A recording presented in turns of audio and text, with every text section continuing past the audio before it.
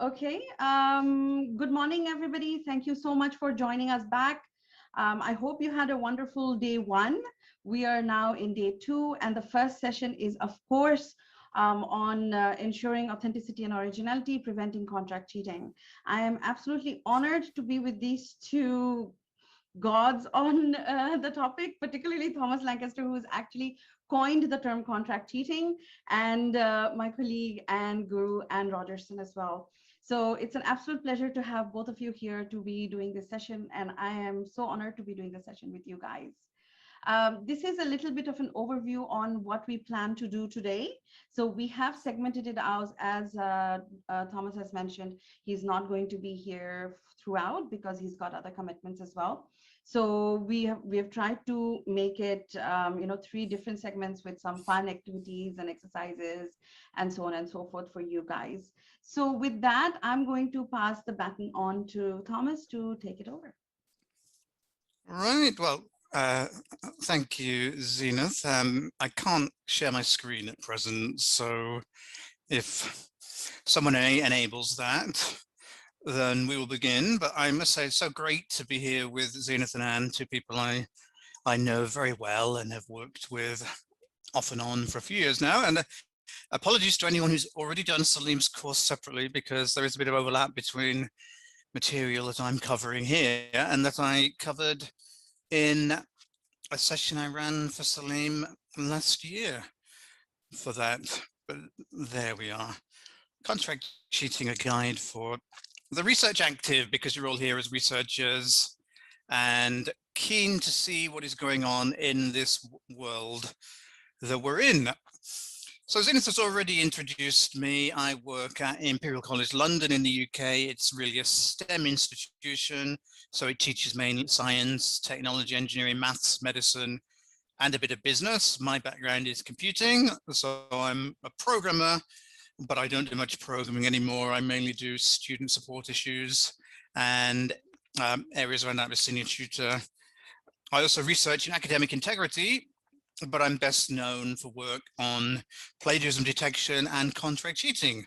So 15 years ago, coming up 15 years, I think in 5 days' time, is the anniversary of when we gave our first presentation, and our first paper on contract cheating was published in the UK and got a lot of media attention at the time. And it's an area that has been ongoing forevermore.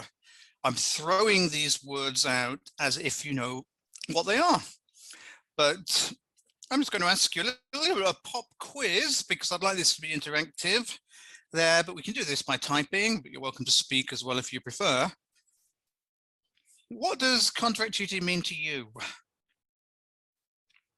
And what does it mean to you as a researcher?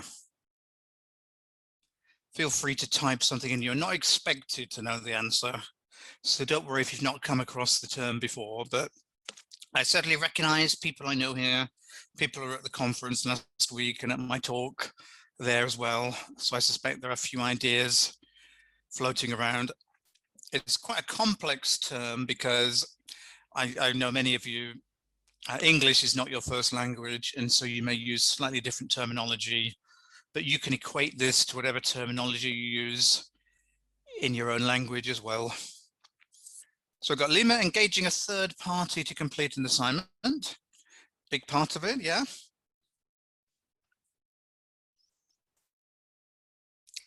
Any other ideas? Well, you type things in. I must say I'm very disappointed I will miss Zenith and Anne speaking later, because I know they have two really interesting topics coming up, which and all our three sub-sessions fit together really well.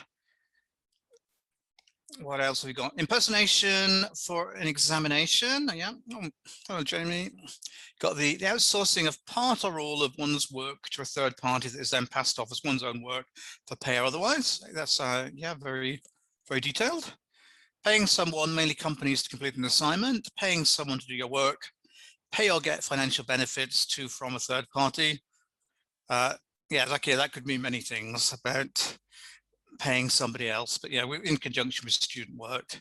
Cheating that involves a contract and an agreement, maybe.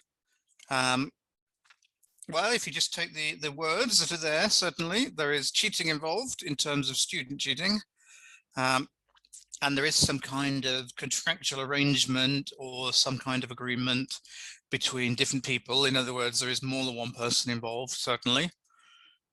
A form of academic dishonesty where someone else does your work for you. That is another good way of thinking about it. You probably had the conversation yesterday about academic dishonesty and academic integrity and the different terminology and when to use each there.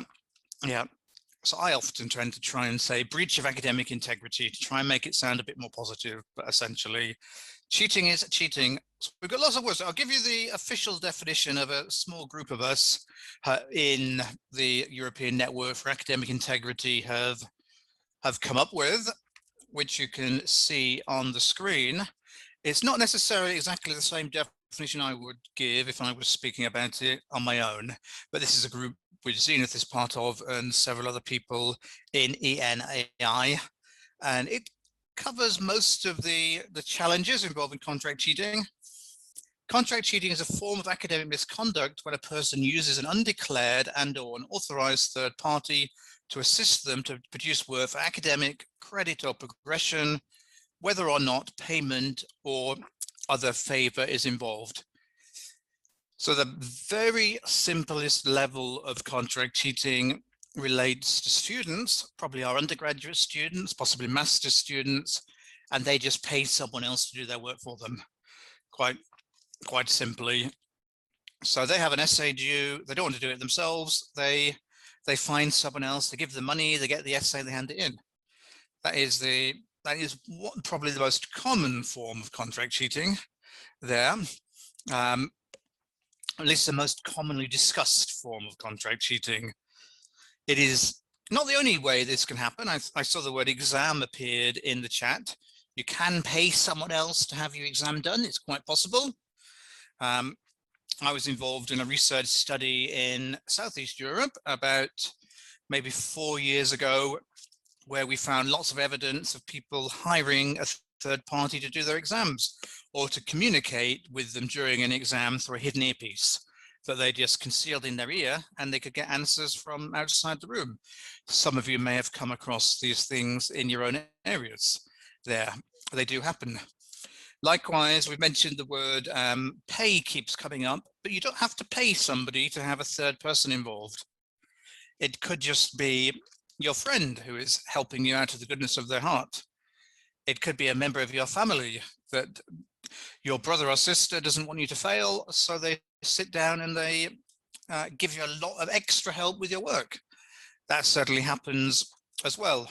So you think of many combinations of how contract cheating can take place. And there are companies online advertising these services to students. They're very visible. You may have seen in your own institutions adverts pinned up around the campus. I've walked around institutions in Europe and I've seen posters on the wall advertising cheating services that nobody has taken down because they're just so used to seeing them, they don't think anything of them.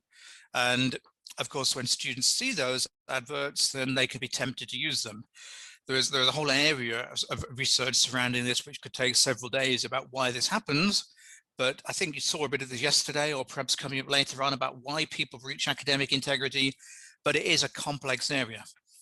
So I mention this to you because good chance you'll be teaching students at some point in your careers. You may already be involved with that, depending on what your position is, because I've got a wide range of people here. There, Oscar said, I guess payment is what clearly distinguishes contract cheating from collusion. I think it's a bit more complex than that, because when I think of collusion, I tend to think of two people in the same class who are working together on something for that. And quite often the third party involved with contract cheating is out from outside that class. It could be in the same class. You can say, I'll do one version of the assignment, I'll write another version for my friend, but quite often they're external. But it is quite complex to get an exact definition. Sometimes people use the term ghostwriting as well. That's quite common. I tend to not say ghostwriting so often because that would suggest that all our assignments were writing, and they aren't. quite frankly, I teach computing, so we do a lot of computer programming. And I'm sure you other people in the group teach other types of subjects that don't always involve people handing in a written piece of work at the end. So here's a question for you, as just moving on from the undergraduate student view as researchers. Can researchers commit contract cheating? It's not something I really tend to talk about very much. So it's interesting to do this today with you there. And quite unanimous votes so far of yes, which may be a giveaway because I probably wouldn't ask you the question if it's going to be no, because it'd be a bit pointless. So I think the answer is yes. Let's make a more interesting question there. Well, actually, let's just remind ourselves why that is. So I've just highlighted these bits in the definition, these few words. First of all, to produce work for academic credit or progression. So if somebody is helping you without acknowledgement to write a PhD thesis, then that is an attempt to get academic credit, to get an award or a qualification that is not deserved. So therefore, it is a form of contract cheating. Even if you're a lecturer, you've been working for many years, and you get someone else to do your work for you, which does happen. Someone else writes a research paper for you. That really is a form of contract cheating. We wouldn't always classify it as such, but it's certainly very dishonest, because that could be you trying to get progression in your career that you don't deserve, trying to get promoted or trying to get more publications. And there are many types of ways that academics can do this. I'm not going to go through the list of them with you today, but you may have some examples to share for yourself. And I think this will come up as well in the research fraud sessions you look at, but even down to such things as trying to get fake citations for your research papers to inflate your citation count. That can happen. Last week at the European Conference for Academic Integrity and Plagiarism, I gave 2 talks. One of them was with one of my undergraduate students, Benjamin Dent, who'd been working on this area with me. And this is an example of a request we saw online for work to be completed for somebody there. And this is one way you can research contract cheating, is by looking at visible requests for work that are online.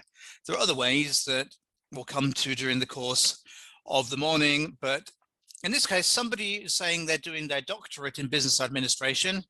So that's a bit like a master's in business administration, an MBA there, but essentially it's just a doctoral thesis, and wanting somebody to complete only part of their thesis, not the whole thing, 20,000 words with a literature review, methodology, data analysis, recommendations, and proofreading, although actually 20,000 words sounds like it probably is the whole the thesis. Let's assume there were some other bits of work involved in getting this particular qualification. The bidder must have done work at the PhD and DBA level for UK universities and must be well versed with the Harvard writing and referencing style. So that's the kind of request we can see online. There's not so many of them that are very visible online for doctoral level work, but they definitely happen. The person requesting this from the United Arab Emirates, particularly interesting to me, is they're wanting someone who's done work at UK universities. So it sounds like this person is studying at a UK university, or possibly at a UK university that is based in the UAE, because several UK universities have got branch campuses in the UAE there as well. But these requests happen. People were asking $449 US on average to do this job. So not a lot of money in the currencies I think about for doing quite a big piece of work like this. So research work to get a qualification can be quite cheap for this. Now, most requests like this are done in private, so we can't observe them. And even a request like this seems like it moved. It was initially advertised publicly and then moved into a private auction, as we would call the use of this site. So we couldn't see much more about it after that point. So we don't know how much was paid in the end. We don't know if it was completed. but there's a very good chance it was, because 27 people were looking for that work. Can be quite good work for people in that field. Here is another example of somebody advertising to complete people's research papers. So another form of contract cheating. This is on a site I've studied in other bits of research I've done called Fiverr.com. You may have come across Fiverr, but essentially it's a very low-cost site to outsource your assignments to, or not what, outsource your tasks to. They may be completely unrelated with academic integrity and cheating. And they started off Fiverr by saying things like, oh, I can send you a postcard from my country for $5, or I can dress up in a Donald Trump mask and say something silly in a video for $5, and tasks like that. But you see lots of things to do with academic work on there now, not always priced at $5, sometimes a lot more.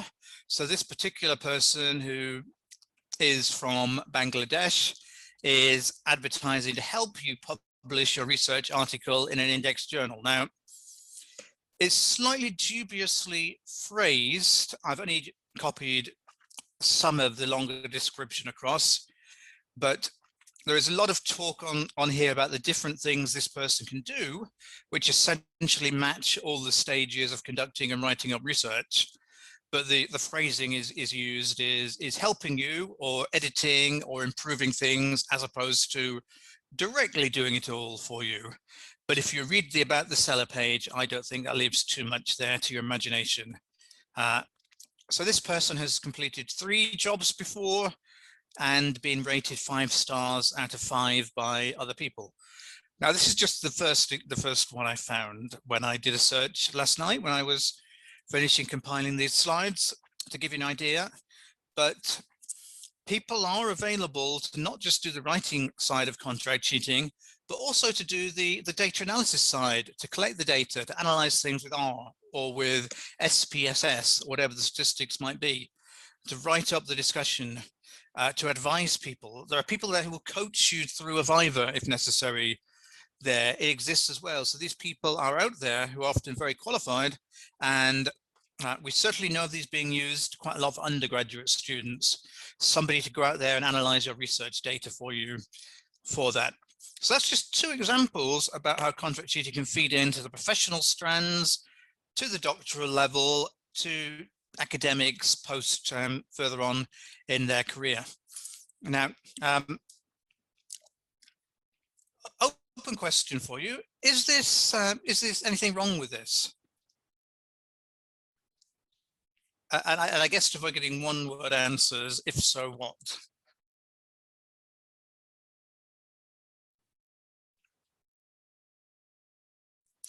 Absolutely, says Beatrix. Yeah, and I'm sure you would not have signed up for this summer school if you thought there was anything right about this. So don't feel that. So I can guess what you're going to say here for obvious reasons, but yes, taking credit for work you didn't do is operating without integrity, very much so. It doesn't matter if you're a student or you're a professional, or if you're working in a job that is completely unrelated to the academic field there. We know of people who have used contract cheating services during their degree, gone into a job and assumed they can continue using them because they don't have the skills for that job afterwards. And as we said there, serious breach of academic integrity, the work does not reflect the student's skills. There's no originality, there's no authorship. You're presenting other people's ideas. There's an impact on society, which I'm going to say for Zenith to tell us more about later on in the session as well. But yeah, there are some real issues with this type of behavior happening there. So it's something that we want to try and avoid. There are lots of methods taking place to try and avoid this. There are things like thinking about how do we design an assessment to make it less desirable for a student to cheat, or to make it harder for them to get away with this. But it's near impossible to make an assignment that is completely cheat proof. If you've got enough money and you've got enough motivation, there are always ways to try and cheat, but it's going to often take a lot of your time. It's the opposite of academic and personal development. Yeah, where is your personal development if you're not learning anything for yourself? There are all kinds of problems as well, because let's say you're a student and you cheat in your first assignments very early on in the course. How do you do the harder ones later on when you've not learned things in between? Because all our courses build up in difficulty there. It's the same as if you're writing something and you don't write the first chapter, how do you understand the later chapters there? It makes it very tough. So messages to take back are to think about what you do with your own students, but also to think about what you do if you know that contract cheating is going on elsewhere in the institution, or if you know other staff you work with are not doing anything about it. How do you address that? It is really tough, because sometimes you have to speak out about this and think back to the fundamental values of academic integrity, and think back to the value of courage, that sometimes you have to be the one to say something, but you've got to do it without putting yourself at risk by doing so. And Oscar says, dishonest people come to executive positions and they decide for others. That's a long-term effect of contract cheating. Yeah, and you can, hopefully in none of your institutions, you can get to a stage where somebody gets promoted to quite a high level in a university without having gained the skills and done the work for themselves there, because there are ways of getting promoted in many institutions around the world. Irene Glendinning has done a lot of work about this and looked at the fraudulent systems in place within the university systems as well there. I certainly remember visiting an institution in Southeast Europe, which I won't name, especially because I don't know where everyone is from today here. And the person showing me around was very keen to point out all the brand new apartments the professors at that university had been given to move into. And there are all these little things you can get when you push yourself that bit further in the educational system in many places. Right? So our main interest, I'm going to move on a bit, is in research. And one of the questions for you is going to be, is contract cheating an area you want to conduct research into? So there are quite a lot of research papers already published here. I'm going to just go through a few ideas, the type of things going on, but some of the findings that we know about to do with contract cheating, also perhaps giving you some ideas about taking research forward in your own institutions. I'm not going to spend too long at this, because I think there'll be lots of opportunities to discuss research ideas as the week goes on anyway. But this is quite a young field of research. So I mentioned earlier on that Robert Clark and I published the first paper in this field in 2006. I've roughly worked out the number of academic research papers published year on year since then. I didn't quite have time to add the 2020 number to the slide, but I think that's 27 from a rough count that I did last night for that one. But these numbers slightly depends what you want to call a research paper, because one challenge with conducting research using Google Scholar, which I used, is sometimes there are things listed in that site which look like research papers which aren't. So occasionally things like blog posts slip in there, and presentation titles. So that's roughly where I think we're at in terms of peer-reviewed academic papers on contract cheating over that time period.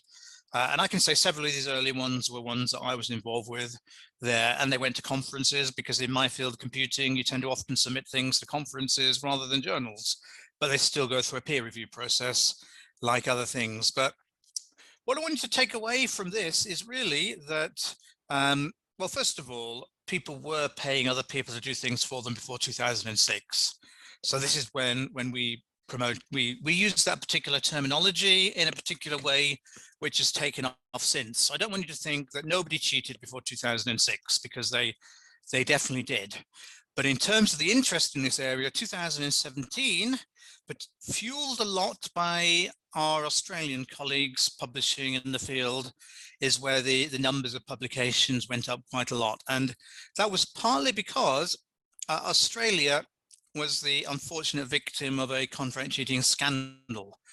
There was an SA mill or a contract cheating provider in Australia called My Master, where the Sydney Morning Herald, well-known newspaper in Australia, got access to many of the business records in that site, including details of the customers.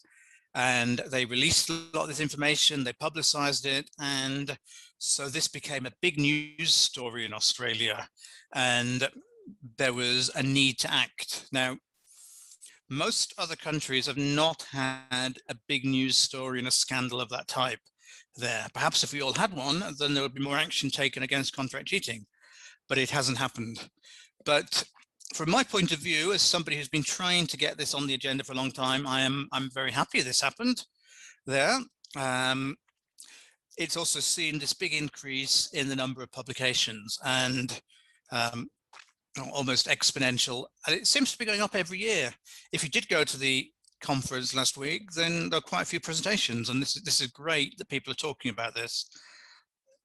Now, so our first study we conducted in 2006 with data going back to 2004. I don't want to go too far into the details of this because these things date quite quickly, but one finding that I found useful is we looked at the records of people using the site called Rent-A-Coder. It's actually the same site essentially as that first example I showed you of the person requesting their DBA, but it's gone through mergers and name changes. But we looked at where the requests were coming from. The ones that we found, mostly from the USA, the UK, Australia, and other countries. Turkey was the other one that stood out as a sizable number. But the fact that I will pick up on is that very few people requested one assignment. They tended to request multiple assignments, on average between 4 and 7 of them. And so what this tells me is that people don't just cheat once. Once they've found this works for them, they will keep contract cheating. For the many reasons this might happen, perhaps because they've got away with it, or perhaps because they have lacked the skills to do this work. This has been backed up as well in surveys since this point, where students have been asked about contract cheating, and when people contract cheat, they tend to say they do this more than once. So it becomes a habit. There have been lots of surveys about contract cheating conducted there. Now, I'm sometimes a bit dubious about survey results and how accurate they are, because students don't always tell the truth in surveys because they don't always trust the reasoning behind a survey. Why are we asking them about cheating? Is it because if we say we're doing it, then they're going to put a lot more effort into catching us? That's the kind of question you might ask as a student. Now, it doesn't mean students will lie in surveys either, but I would just say this will give us an impression of numbers, but it may not be exact. And some surveys are much better designed than others to try and remove that kind of bias from the system there. But Phil Newton, he tried to pull together the results of many surveys on contract cheating and the use of SA mills, published this in 2019, or 2018, I should say. And looking at surveys conducted between 2014 and 2018, his view was that 15.7% of students would contract cheat. This was a number now he found in there. I want to just add to this by saying 15.7% of students globally who say this does not mean that 15.7% of all students would contract cheat, because these numbers are not equal in every country. They're inflated by certain groups of students. Some groups will say they're much less likely to cheat. So for instance, research from Australia, it will have that figure much more around the 3% to 4% range there. But we've got some countries, particularly the Middle East, where the figures are much higher, and it's taken that average up.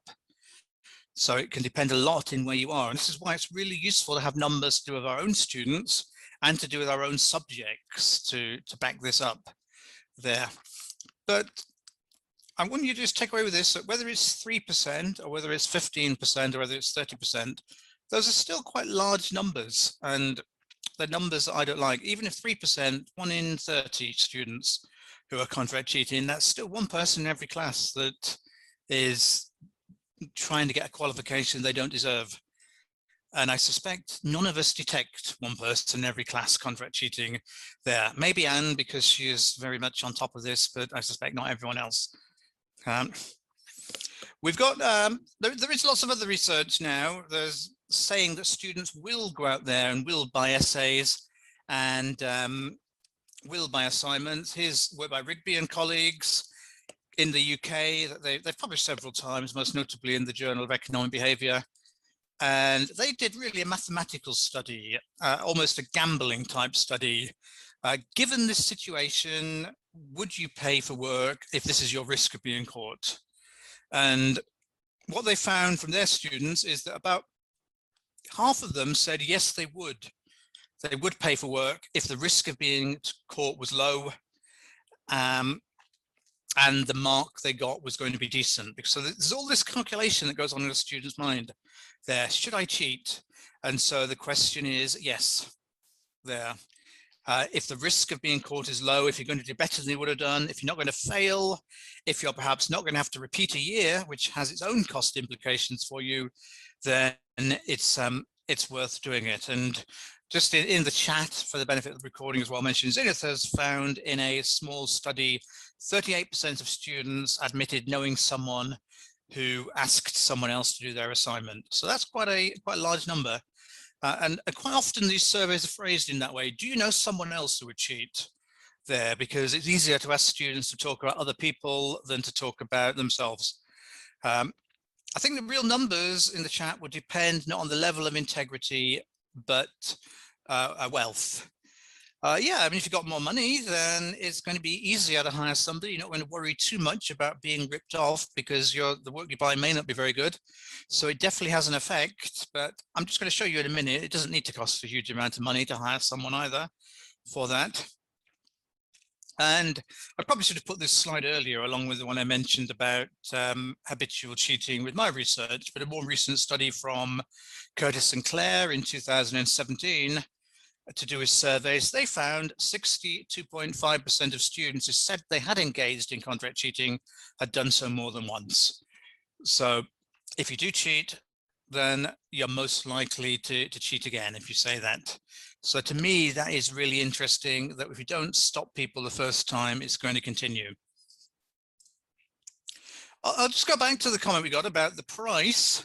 I've done several studies about price. This is one I'll highlight, published in 2020 there, which actually looked at the Fiverr.com site, which I showed you earlier, and the type of requests going on that site for writing essays and short pieces of work. And so I've equated the pricing on there for 2,000 word essays, and I found the price being asked for this averaged out at $11.46 for writing 2,000 words. So that will give you an idea about what kind of price it will cost you to write in English going directly to a writer there. Now, most students will pay more than that because most students will not go directly to a writer. They will go to a flashy firm advertising online that takes most of the money for themselves, but then they pay this writer the $11.46 or possibly less because that's an average. So the person who's doing the work, don't think of this as being the way to get rich by becoming a writer for a contract cheating firm, unless you have a really good way of getting customers and charging them more. It is not a huge amount of money to me, at least in the country I live in. Now, 11.46 will go further in some countries than others because that's how the world's economy works. And so I also looked at where these writers came from, and the single biggest group of writers that we see working for contract cheating firms or working on their own come from Kenya. That is a country that is represented all the time. And it's really interesting to find out more about this. There have been several recent media investigations about Kenya, where they've gone to Kenya, they've looked at what's going on, they've looked in shop windows and seen adverts to go there and buy your dissertation there. and they've seen writers saying, well, this is a well-paid job for me. I can work from home. Pre-pandemic, working from home was even more valuable than perhaps it is now. There, I'm good at writing, say a lot of these writers, because they speak good English and because they're qualified themselves. So they're used to writing essays and assignments. And so these are some of the drivers behind people writing for contract cheating firms. Pakistan and Nigeria also appeared in that research. India has appeared a lot as a source of writers in other studies. It didn't so much in this one, but it does appear elsewhere. But they tend to be countries where economically it's worthwhile taking this work on.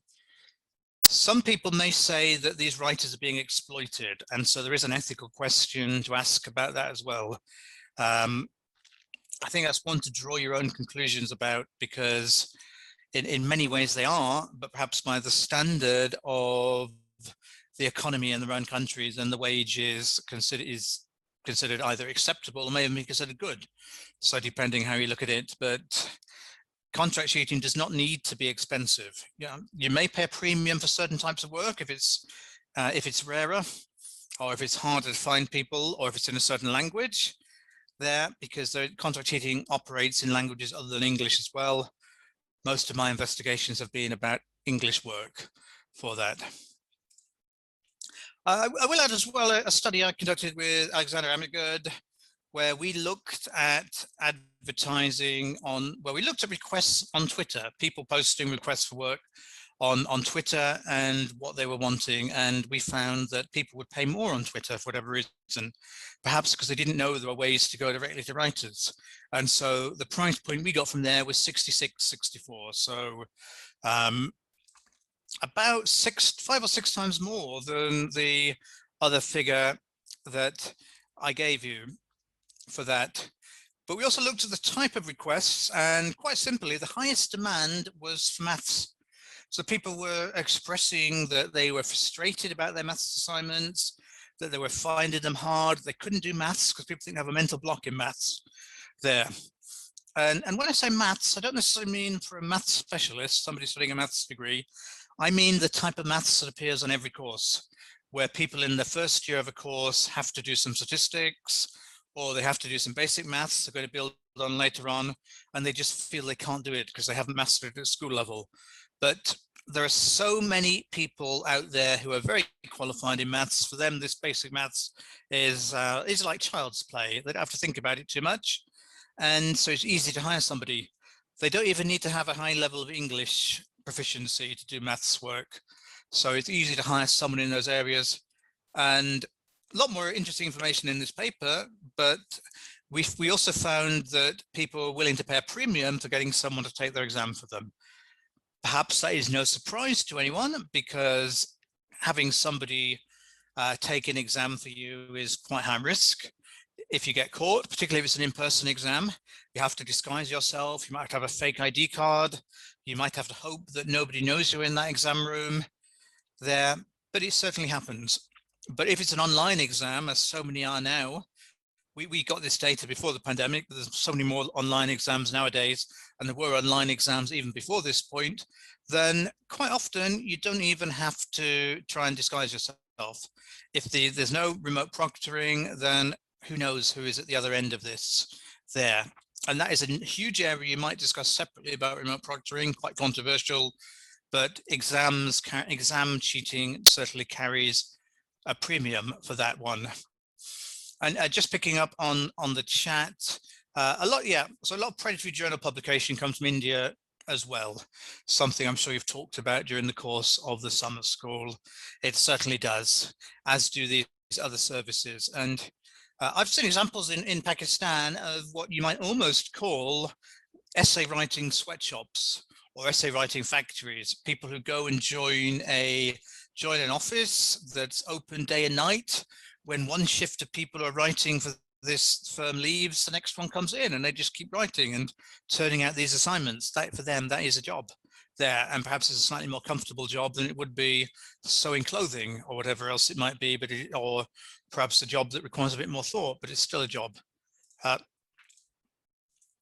Now, something that has appeared now in multiple studies that I've been involved with, other people have been involved with, is what disciplines do most requests appear from? And quite simply, at the top of that scale, it's business. Most requests for contract cheating work are from business students, possibly areas related to business such as management or finance there, but quite simply, count up the visible requests, you see business at the top. Now, I guess I should say for this, there are a lot of students studying business related subjects. It's very popular. So perhaps it is not a huge surprise, but business is right at the top of that list there.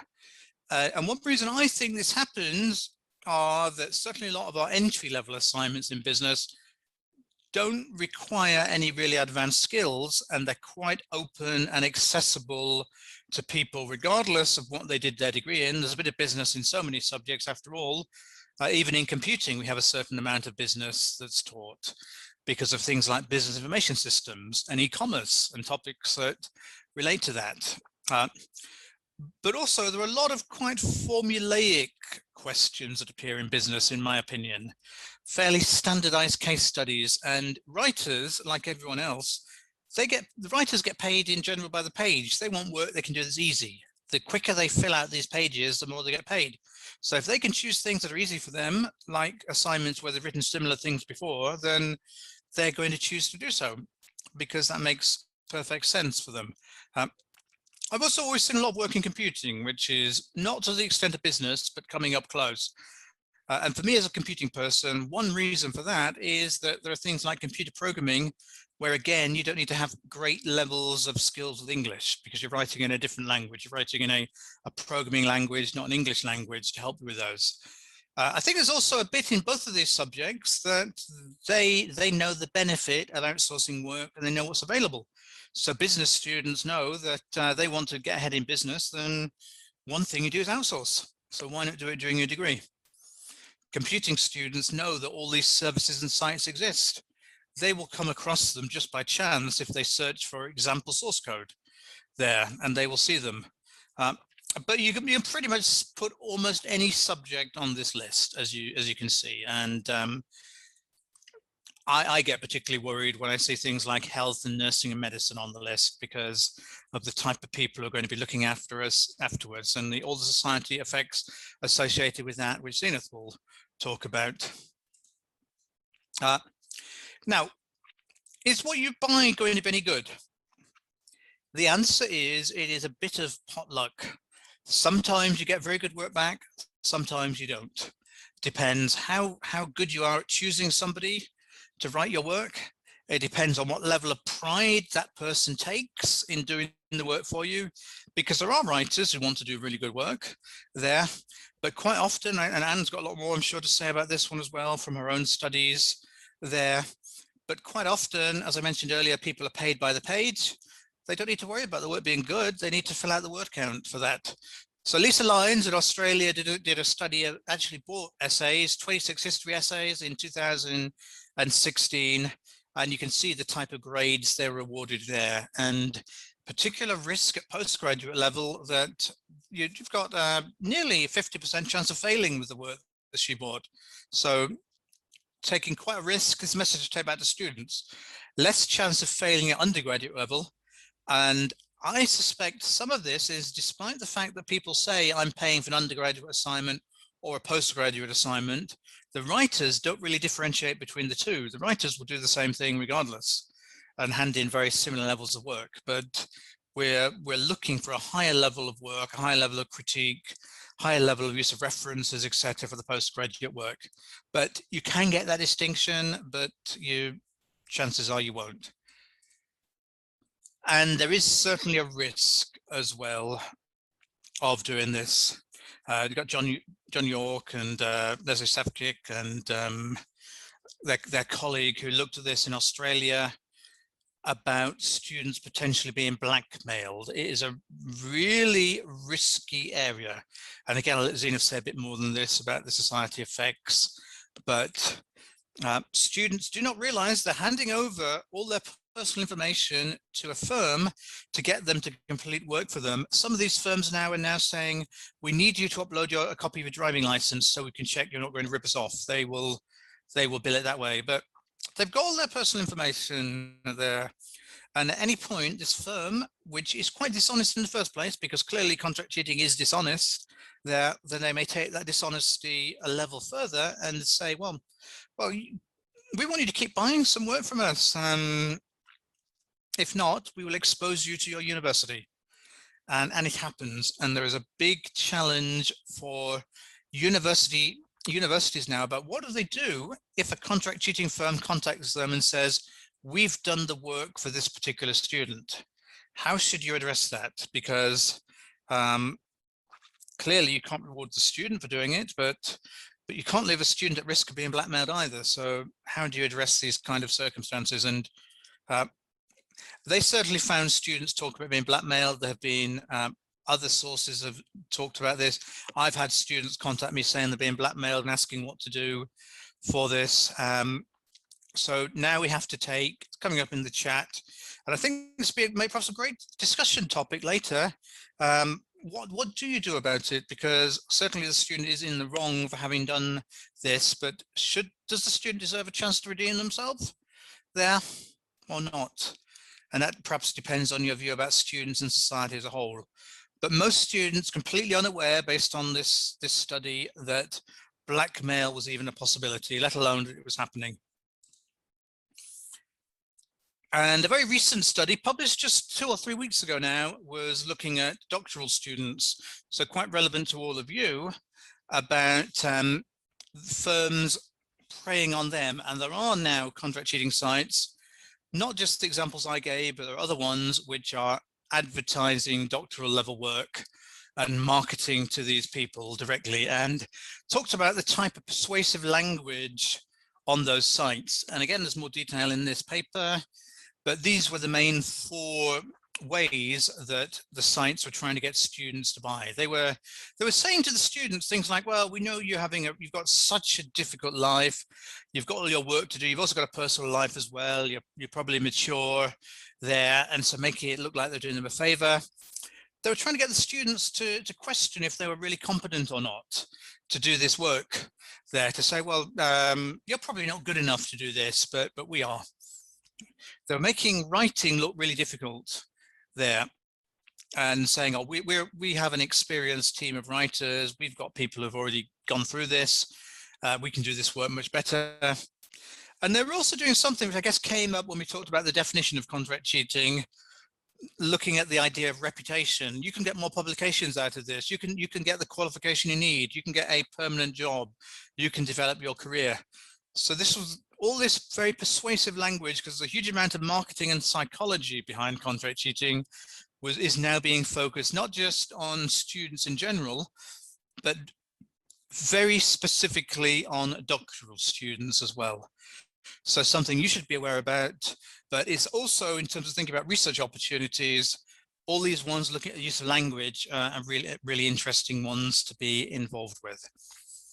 So I want to conclude my section of the morning by thinking a bit about the research opportunities. Now, there was a review article published a couple of weeks ago, which, the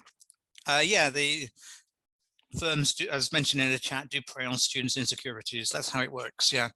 So this review article, I did not think much of this review article there, which because it is very formulaic, and there is now a method you may come across that essentially you can buy software which will write systematic literature reviews for you there, or it will almost write them for you. It will do the research for you, collect the papers, it will help you to classify them, and it will come up with findings. But unfortunately, this particular paper, as far as I can tell, the authors only read the abstracts of the papers. They never actually read the papers themselves.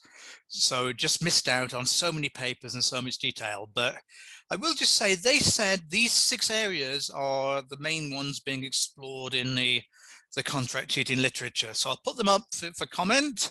I've given you a few of my opinions about this one, but areas which can be researched include looking at contract cheating from the level of students, from the level of institutions, strategically, looking at the behaviors involved as well, and thinking about the teaching and learning and assessment.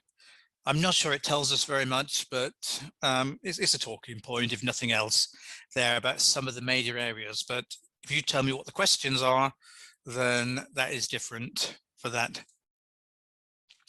So I think I will just mention a few of the challenges that I've come across when researching this, which are mainly all ripe for research. Some of them are being researched already for this, but big one to me is that now software is getting better that will write things for you using artificial intelligence, using machine learning. It's almost a black box because most of us don't understand how these work. Even as a computer scientist, I don't necessarily understand how all these systems work because they're designed to be black boxes. And so I might understand the concepts behind it, but it's hard to see why decisions are made. But if these writing software is out there, then these contract cheating firms will use it, probably students will use it. How do we differentiate between what a student has done and what a firm has done there?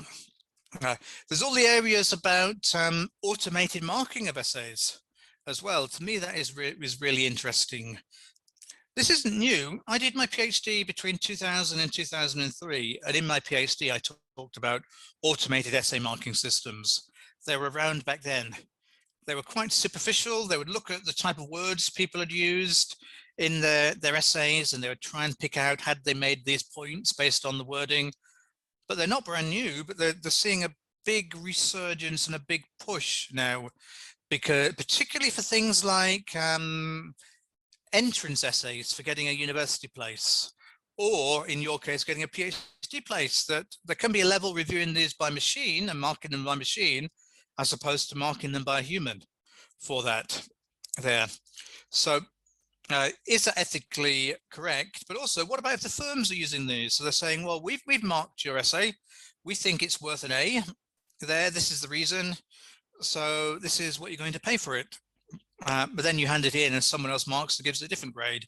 What happens? There are all kinds of concerns about surveillance. I'll just throw that out there as a point, including for things like exams taken online there. There are processes that are out of date as the technology changes. And I'm going to guess the three remaining areas. This is a bit of a reused slide, but they're areas that Anne has done a lot of work on. So let Anne pick up particularly on those. But there are a very specific type of contract cheating sites called file sharing sites, and there is a whole market about what happens if you hire a private tutor to help you to prepare for an exam or help you to edit your work? But are they really a tutor, or are they really doing your work for you?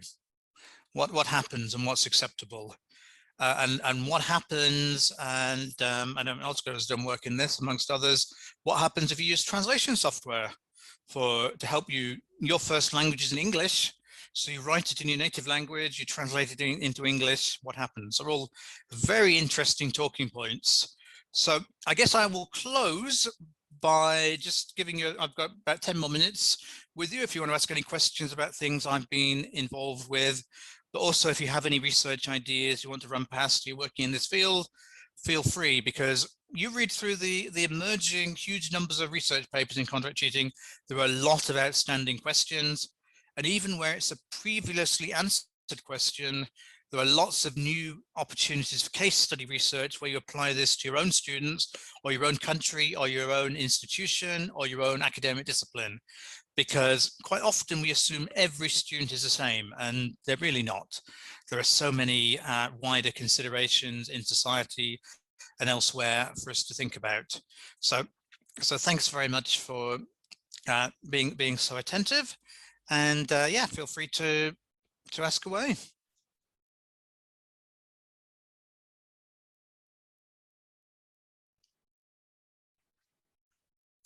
Zena, yeah, hi. Hello.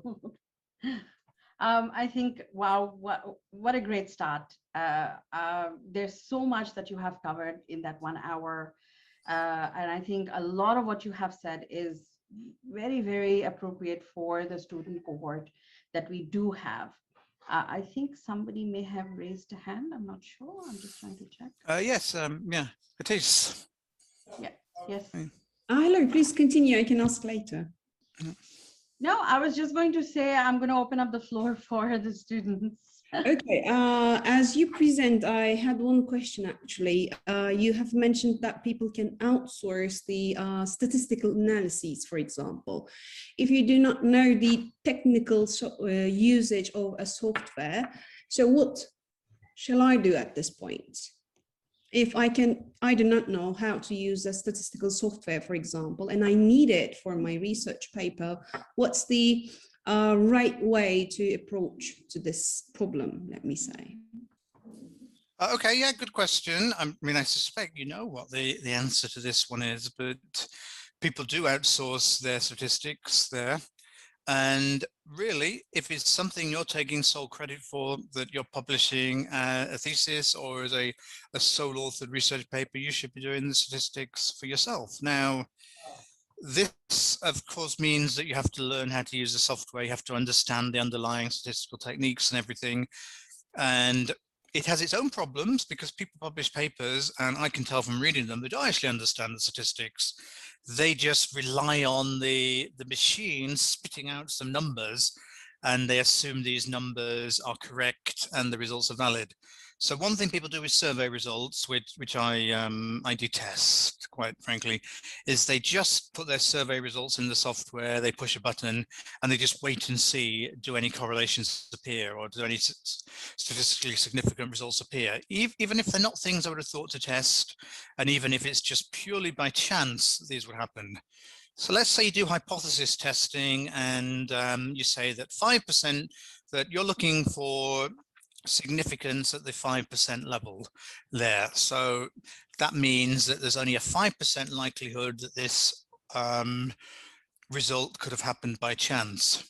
But that means that if you do this 20 times, then 1 out of those 20 times will have occurred by chance. So it isn't actually a relationship being demonstrated at all for that. So there has to be an underlying reason for looking for a particular relationship in here, as opposed to just seeing there is a just the chance of something happening there. And so people will take just one of these very obscure results and then they'll base a paper around it, and it just anyway, that's my rant over, probably explained very badly at this time in the morning because it wasn't, but there is something there. So what should you do then? Well, ideally you should learn how to use the software. If not, then I recommend, Anne said it bothers when the data is not being cleaned and the questions have been badly phrased. 100% agree, Anne, that some questions are so badly phrased, you don't know what they're asking, so you have no trust in the result at the end of the process. And it particularly happens as well with some of these studies where people have translated things into multiple languages, but actually there's the translated versions don't mean the same thing as the original there. So what should you do about this? Well, the first thing you could do is you could think about partnering with someone else on the research study. So you share authorship who is skilled at doing this analysis, and you both focus towards your strengths, which is perfectly fine and acceptable there. Another thing you could think about doing is developing the skills, because you probably won't get through your career in many subjects without this knowledge and being able to do this. Another thing you could think about doing is doing a different type of research that isn't so statistically focused, because there are many people who get through their careers without doing statistically focused research, and they don't focus on quants, or they may focus on a slightly more superficial level. Sometimes you can be a bit descriptive in your research. That is fine. It depends on the circumstances and depends where you're submitting it. Depends on the field there. You probably won't get away with that if you're doing psychology research, but you might do if you're working in other fields for that. I mean, it can be occasionally that you find maybe your university has got a service that helps you with that analysis. Some universities do. So you can use that service and you can then give an acknowledgement in the work, because it's an official university service that says the data analysis was assisted by. Perhaps doesn't quite qualify for authorship because they've been assisting with it rather than doing it all, but their support should still be acknowledged in the appropriate section in the paper. I would avoid just going to somewhere that's not authorized by your university and is entirely separate, because that's when all these risks appear. And I would certainly avoid the idea about outsourcing the whole process. I would probably avoid outsourcing the data collection, although on occasions it can be acceptable to work with someone else who has access to a certain group of students, for instance, to collect data from them. But if you've gone through some kind of ethical process, ethical approval process before data collection anyway, then that should help you to ensure that what you're doing is acceptable for that. There, all right. And I can see I see a chat question. Shall I take the contract cheating stuff on Twitter, Freelancer, Reddit, etc. can be startling. Can you point to any research on the use of Discord? We just had a news story break today about this in New Zealand. There, I mean, it's really interesting because when I did in the second of my 2 talks last week at the conference, we mentioned Discord in relation to requests that were seen on Reddit, which is the essentially large online community for doing work. And essentially people were putting their requests on Reddit, which is public, but then to do the negotiations, they were moving this over to Discord, because the conversations on Discord are much more private, they're not recorded, and so people can negotiate and they don't feel they're at risk of being exposed. That's not 100% true, but it's much harder. So I don't have any formal research. I'm actually part as well of a network of people in London, Southeast England, looking at academic integrity, and we meet every month or two to discuss our latest findings. We met yesterday to have our latest discussion. Most of what we talk about is kept under Chatham House rules, so we can't sort of expose who said what and what problems they're going through in their own institution. But somebody there mentioned Discord as well. They were finding that as a problem in their institution. And I've got this feeling as well that Anne may have mentioned this, you may have mentioned Discord in your talk last week at the conference too, or certainly very other similar type services like Snapchat, but all these ones where students don't feel they're at huge risk of being exposed. So anyway, to answer this question, I don't know of anybody who has formally studied Discord there. I think it's quite a hard study to do because of everything being so hidden away and difficult to trace. So unless you're actually part of those communities, but I can certainly say it happens. I wouldn't want to try and quantify it or anything like that there, but it definitely takes place. Yeah. And something you may want to think about if you can work out how to design the study. Comment in the chat, I know that faculty from the statistic departments do help people with their stats in exchange for high amounts of money, and I've thought this could be included in the concept of contract cheating. Yeah, so very much so there, that this can, yeah, it can happen. Not all academics are completely honest and trustworthy.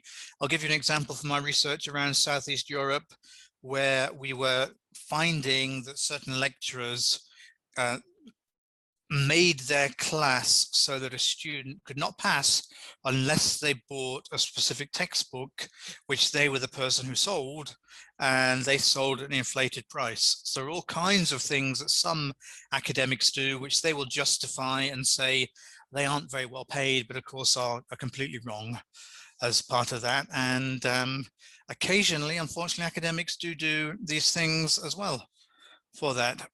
So I'll certainly have a look at the New Zealand Herald article later, because it'd be really interesting to see more about that. Quite timely.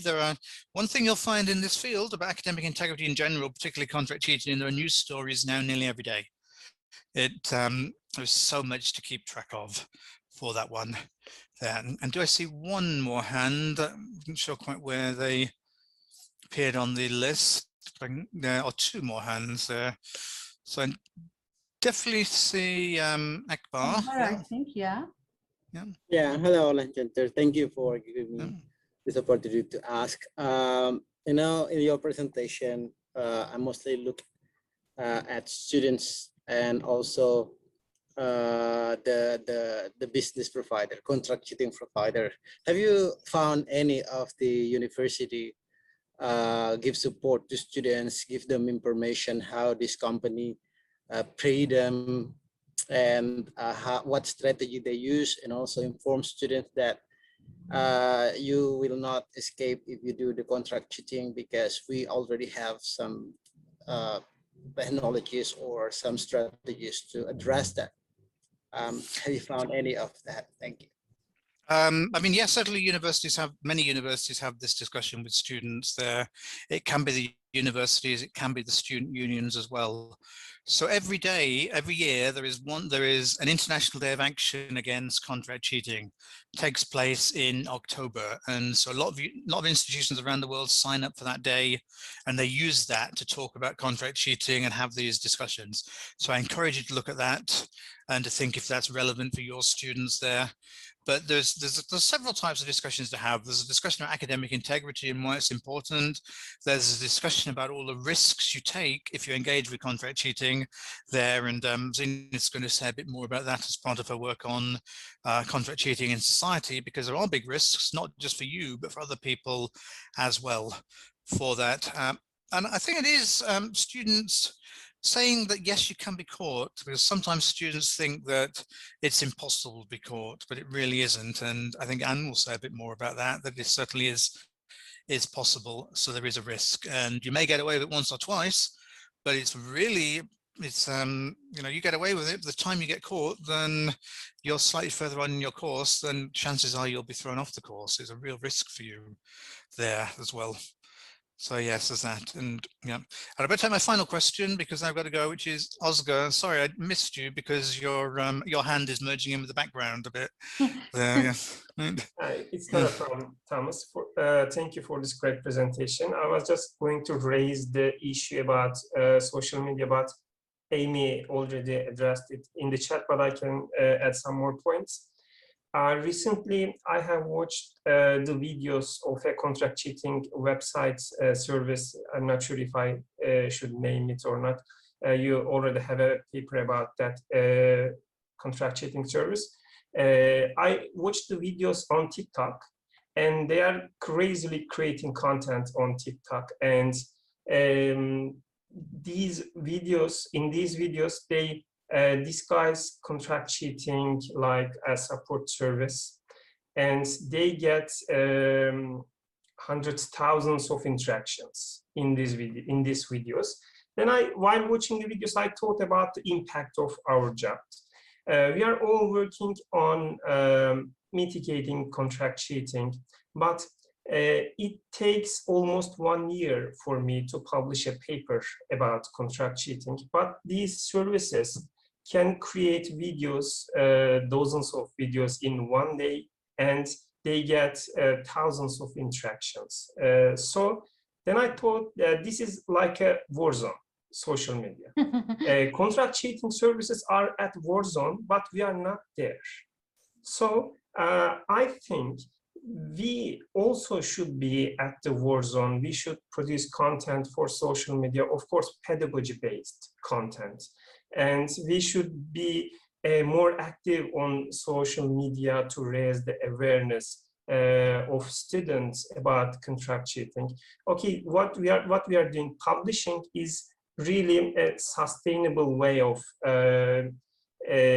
increasing the impact of academic integrity. But to be at the students' level, I think we should prioritize more producing content for social media. This is what I'm thinking about this topic. Thank you. Yeah, I mean, I think it's great points. TikTok is such an interesting world to explore.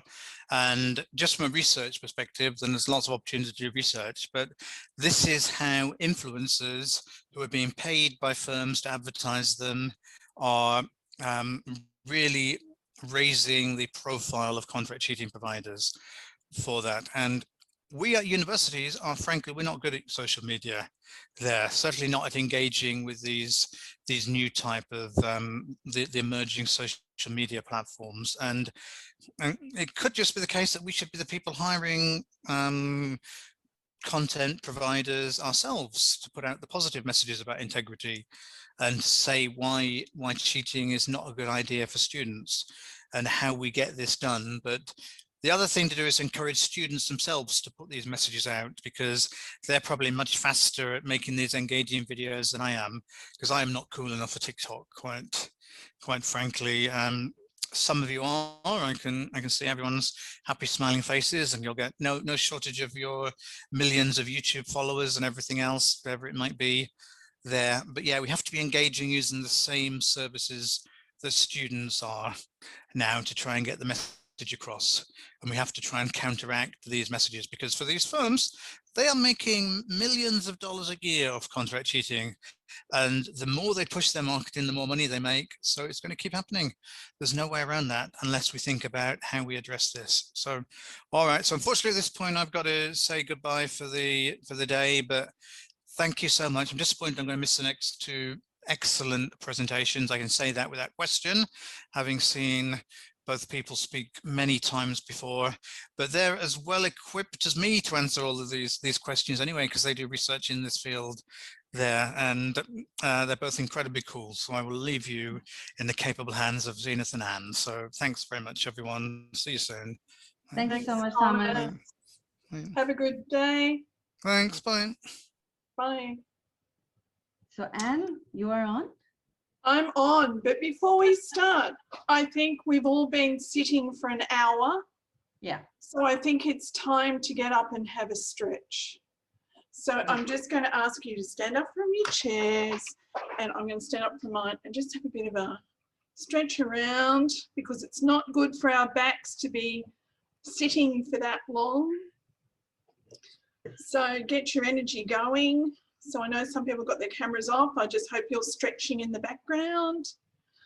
But asking you to sit for 3 hours is a big ask, and me too. So thank you for indulging me in that. And I think your back will thank you. So I'm going to start presenting, and I'll just do another slide share. And I have so many screens open, and there we go. So hopefully now you can see that. It should have my name on it. Yes. Okay, so I'm going to start presenting. And sorry? Hey, mana? Kamu cempaka. Someone's got their. I muted them. It's okay. It's okay. Can you see that okay, Zina? Yeah? Yes, yes. Beautiful.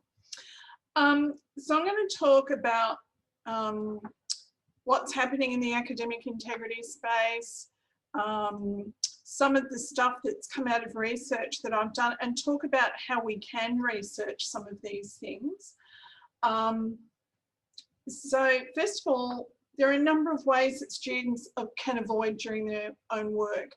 And the contract cheating and assessment design project that was actually funded by the Australian government came down and defined 2 types of behaviours that students have. And one is sharing behaviours, and that's buying, selling, trading notes and assignments, or cheating behaviours. Both of them fall under the definition of contract cheating, but they are quite different sorts of things. And some of the research I've done has actually fallen into the sharing bucket. And I'm going to show you a couple of examples of that, and then talk about how you can actually research some of these areas.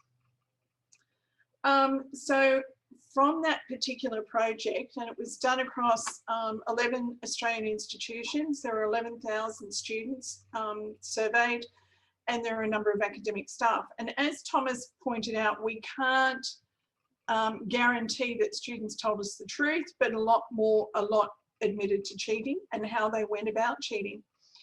6% of students did 1 or more of the 5 cheating behaviours, and 1 in 7 reported to have bought, sold or traded notes. So if you translate that to a class size or a large cohort or an institution, they're big, big numbers.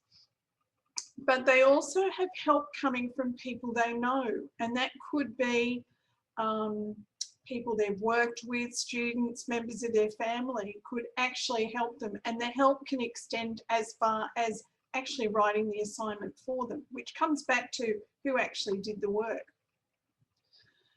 So Kath Ellis from the University of New South Wales in Sydney has said there is no such thing as a cheap proof assignment. You can buy anything. The site selling work can do everything from essays and reports, which we would expect, through to full PhDs. You can actually contract someone to write a PhD with you, for you, and they'll even give you drafts to take to your supervisors' meetings. But you can also see other sorts of types of things that can be purchased. And as Thomas spoke about, computer code, data collection, but you can also have learning journals, scholarship applications, reflective essays, oral history interviews, annotated bibliographies. There is nothing that's actually that you can do that's not cheatable in some way, shape or form. So some people will try and do research. There's some very good papers on trying to improve the authenticity of assessment design, but there will always be someone who tries to circumvent it. You can put things, I know there are other sessions talking about assessment design, you can put things in there that an essay mill or someone selling materials will have difficulty in replicating. So it won't stop a student cheating, it will just make it more obvious. So other forms of cheating behaviours, so there is the traditional cut and paste or direct copying, but there's also this thing about using online tools to paraphrase and translation and or back translation. And so I've done some work in the area of online tools and how that actually looks, and I'll show you some examples from that. The translation and back translation, again, is using simple tools available on the internet. So what is file sharing?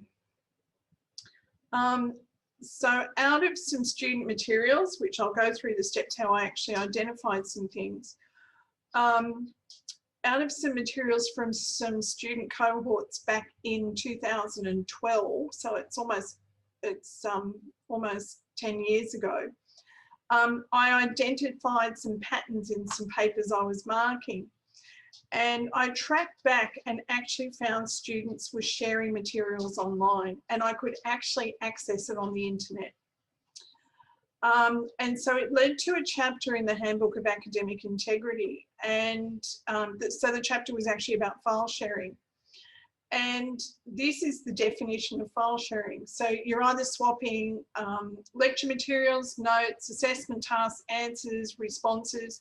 They're either shared, given for nothing, swapped, as in I'll give you something and you give me something, or traded.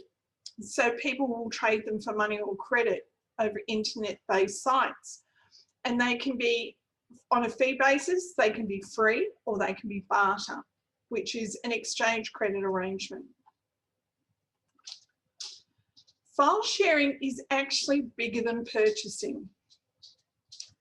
And so file sharing may be on sites that are dedicated to sharing academic materials, but there can also be sharing taking place on things like business document exchanges. They're hidden away so that they're not so obvious, a bit like the question was asked or mentioned about TikTok. And Thomas mentioned some of the stuff I spoke about at the European Network for Academic Integrity conference last week. I spoke about how students were using Snapchat. Go on to Instagram and type in share assignments, and you'll be absolutely astounded what comes back. So sharing is not just about students doing stuff, but students actually taking materials that belong to academics, that belong to other people, or belong to the institution, and trading them, putting those onto these file sharing sites to earn credits so they can actually download material to cheat with. So some of the ways to actually help address some of this is I promote with students to search on Google Scholar rather than Google. So the moment you start searching on Google, it will lead you to sites for feed purchasing, so sites selling assignments, but it will also lead you to some of these sharing sites.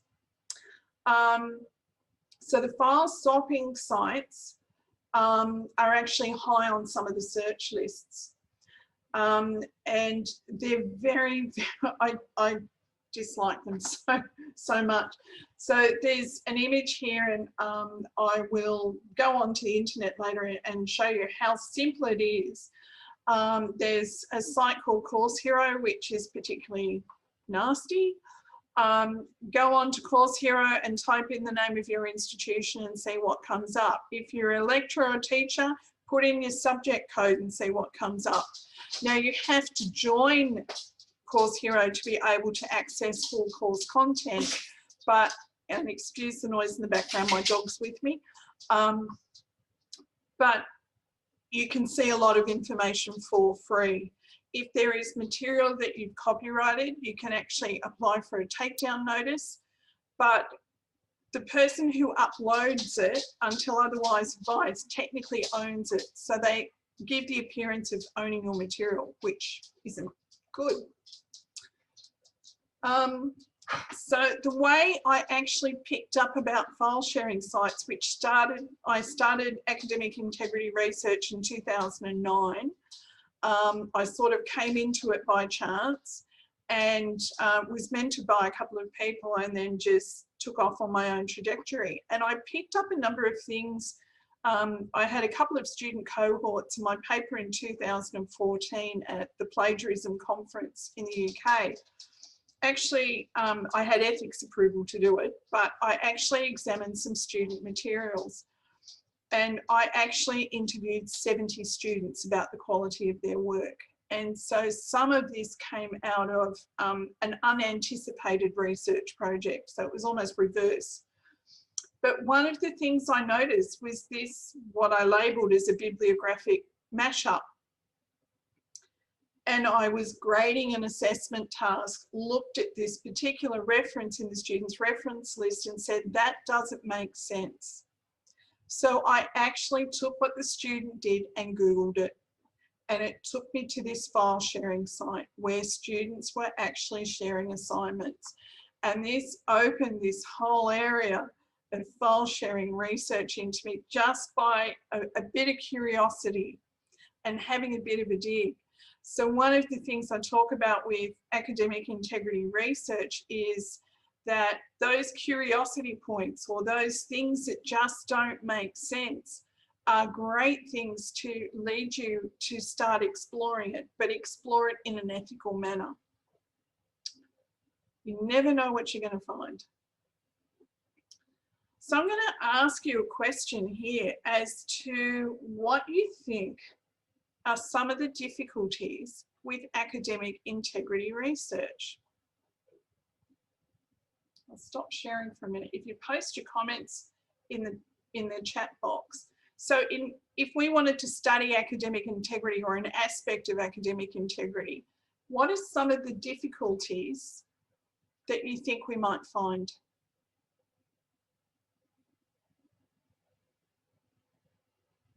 Students may not be honest, true. But if you as a researcher, the students might be honest, so you might get skewed data, which means you might make the wrong assumption about what's going on. That's one thing. So we've got, if you're studying student cheating behaviour, it's largely self-reported. It is, and you don't know if the student's making it up to make sound impressive for their friends, or if they're actually telling the truth. Data collection is a big issue, because how do you go out to a population and say, I want to speak to everyone who's been cheating?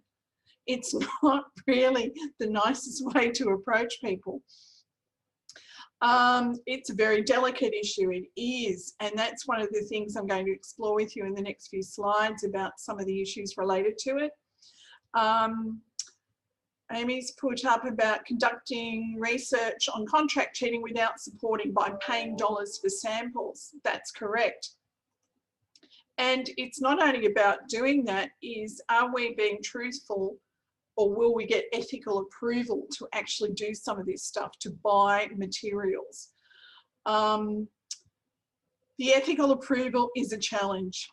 And there are some projects that I would love to do, but I know I'm not going to get ethics approval to do them. So it's a question of trying to find things that we can do, that will explore, that will add to our knowledge about it, but maintaining those ethical boundaries. People think we want to research plagiarism because it is something academic integrity is similar to plagiarism. It's a really, really good point. Plagiarism and copy-paste plagiarism is where a lot of people's minds are about academic integrity, and they haven't shifted. And we now know the space is far broader, and there are far many different aspects of academic integrity. I think one of the other things that I've experienced, fear to expose. You're just going, you're going right in the direction I was. The fear to disclose specific data can come from the student's perspective. It can come from the staff's perspective, where they don't want to admit whether students are cheating or that they can or cannot find it. Or sometimes it can be at an institutional level, where they don't want the institution to be seen to be publishing data about cheating, because they say, well, we're a great institution. Nayland's put in the detection of the trigger element of the academic misconduct. That is an area that I am absolutely curious about, and it's trying to work out ways about asking those sorts of questions.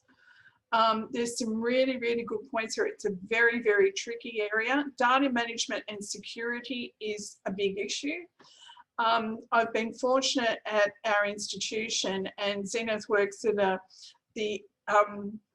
another part of our institution that's located in the United Arab Emirates.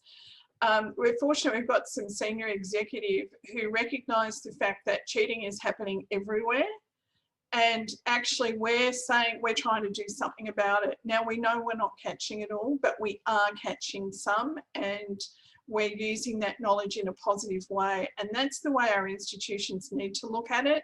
Is the fact is, it's actually should be a badge of honour that your institution's doing something about it and talking about it, because pretending it's not there, as the US showed around March last year, they laughed at my country in particular, said, oh, you've got all this cheating going on and we don't have any cheating going on over there. And we're sort of going, really?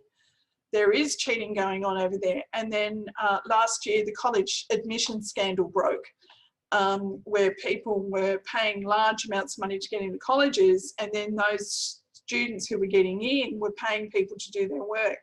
So the fact is, we know stuff's going on everywhere. It's a question of what we can do about it, to learn more about it, but also talk about it, make it more visible.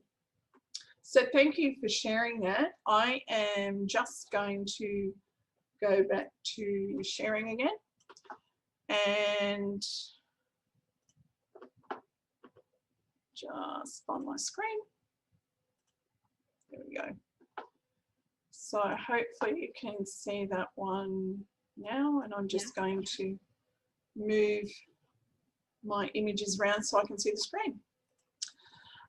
So as you pointed out some really good things about some of the difficulties with academic integrity research. Trying to access students who are admitted to cheating, we've said that's a bit of an issue.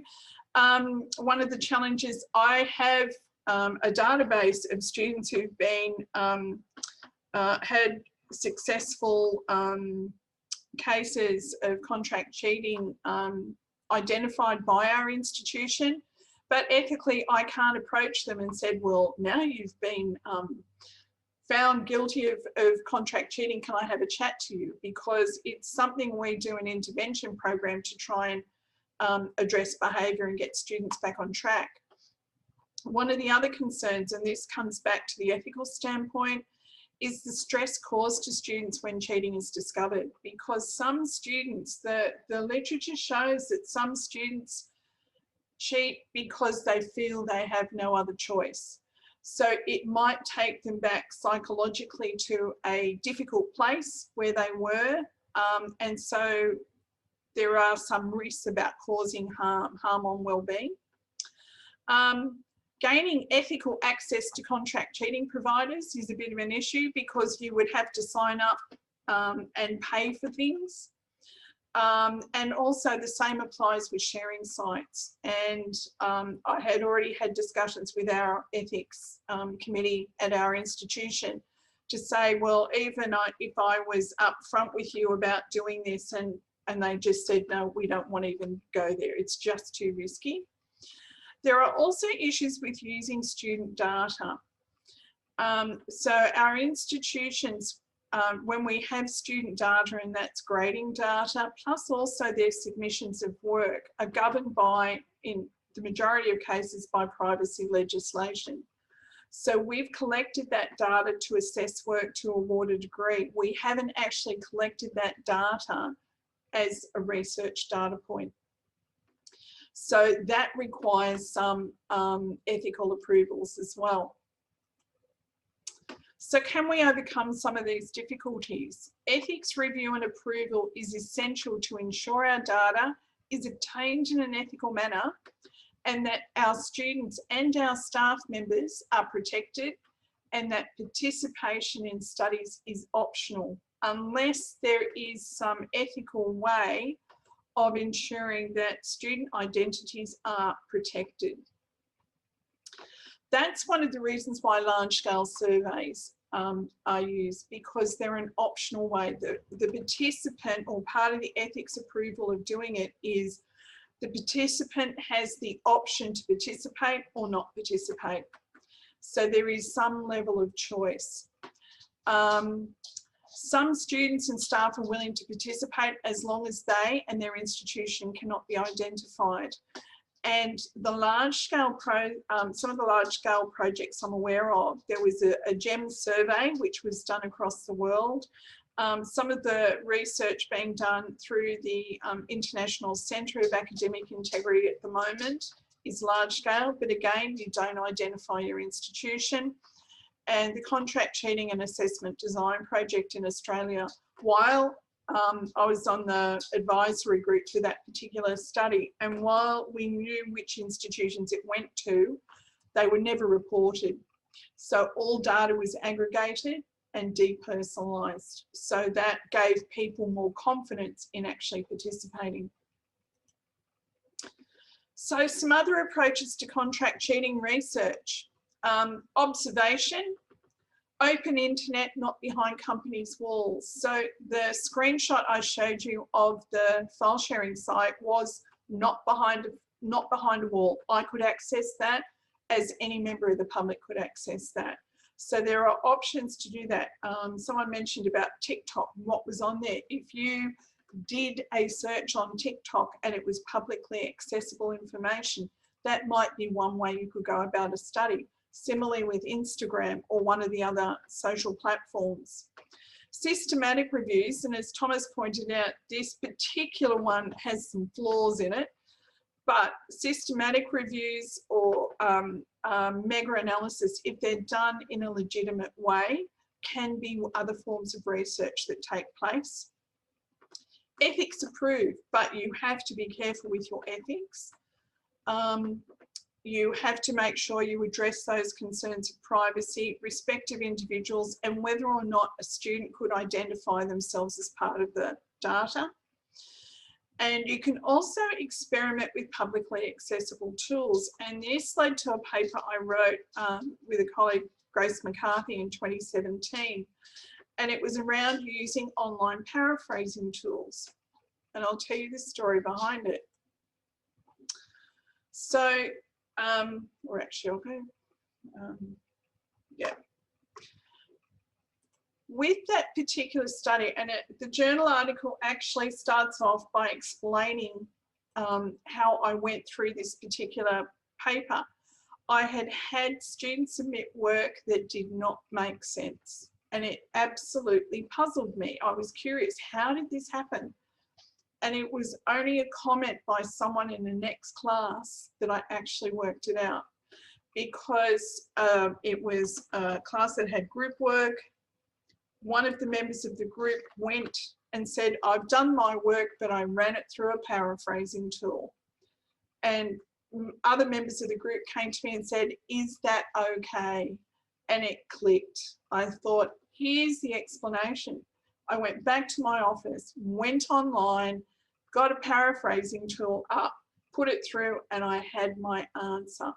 So just a simple comment and curiosity plus a problem I couldn't answer led to an experiment.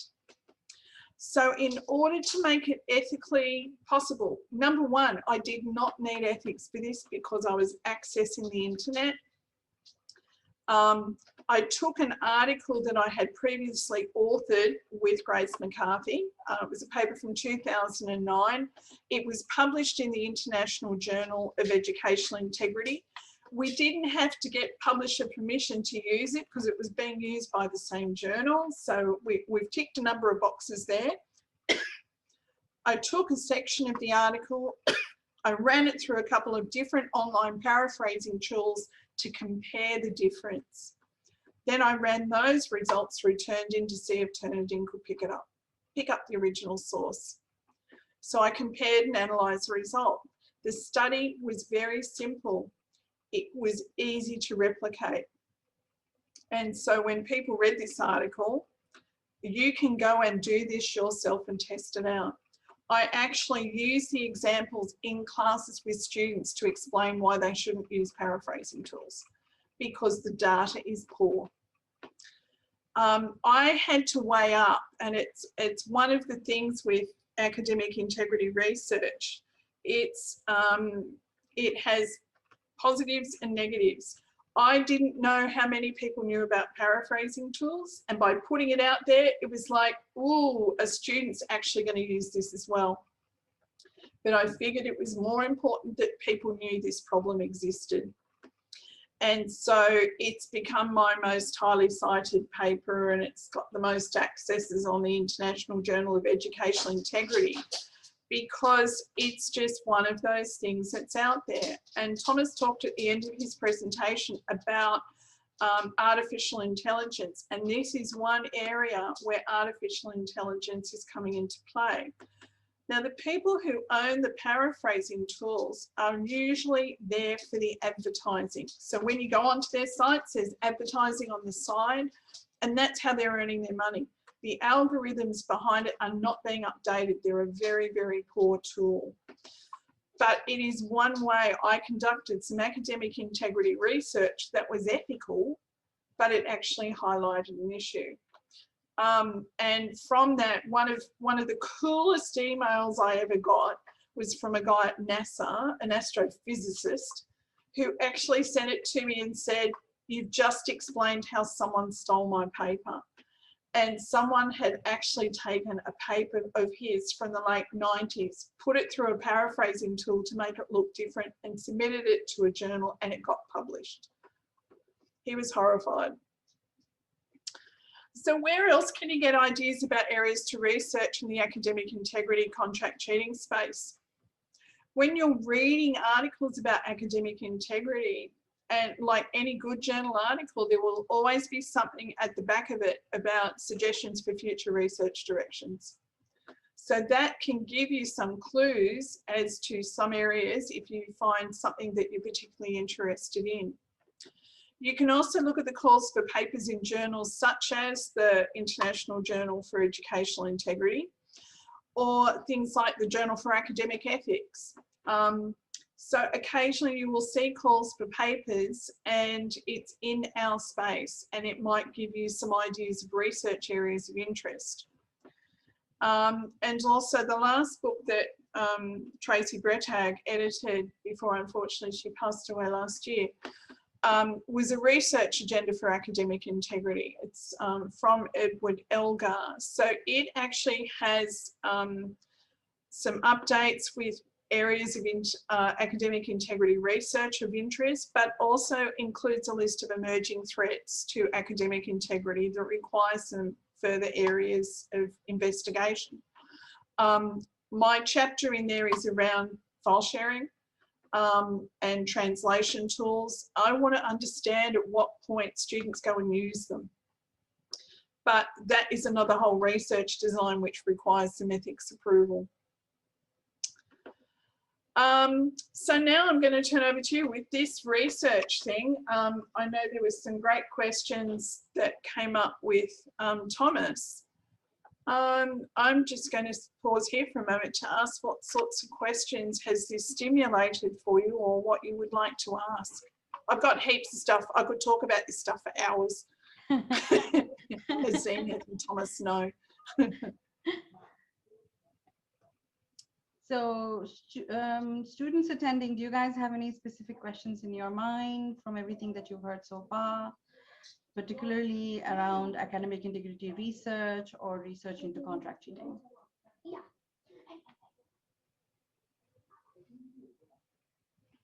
So I think somewhere someone had mentioned ethical approvals. I think it was Irina, if I'm not mistaken. So I think, Anne, maybe we can talk a little bit about that when it comes to academic integrity or contract cheating research. Sorry, which question was that, Zena? If you go up, there was a comment by Irina that said ethical approvals can be an issue. Yep, ethic approvals can be an issue. So institutions, I think some of those issues I talked about where student safety and well-being is one issue. When we have, I know in our institution, when we have a meeting with a student about contract cheating or issues with their work, the privacy provisions for the student come into play. And because of that, it makes it very difficult to get approval for research to go back and ask them more questions. I am also aware of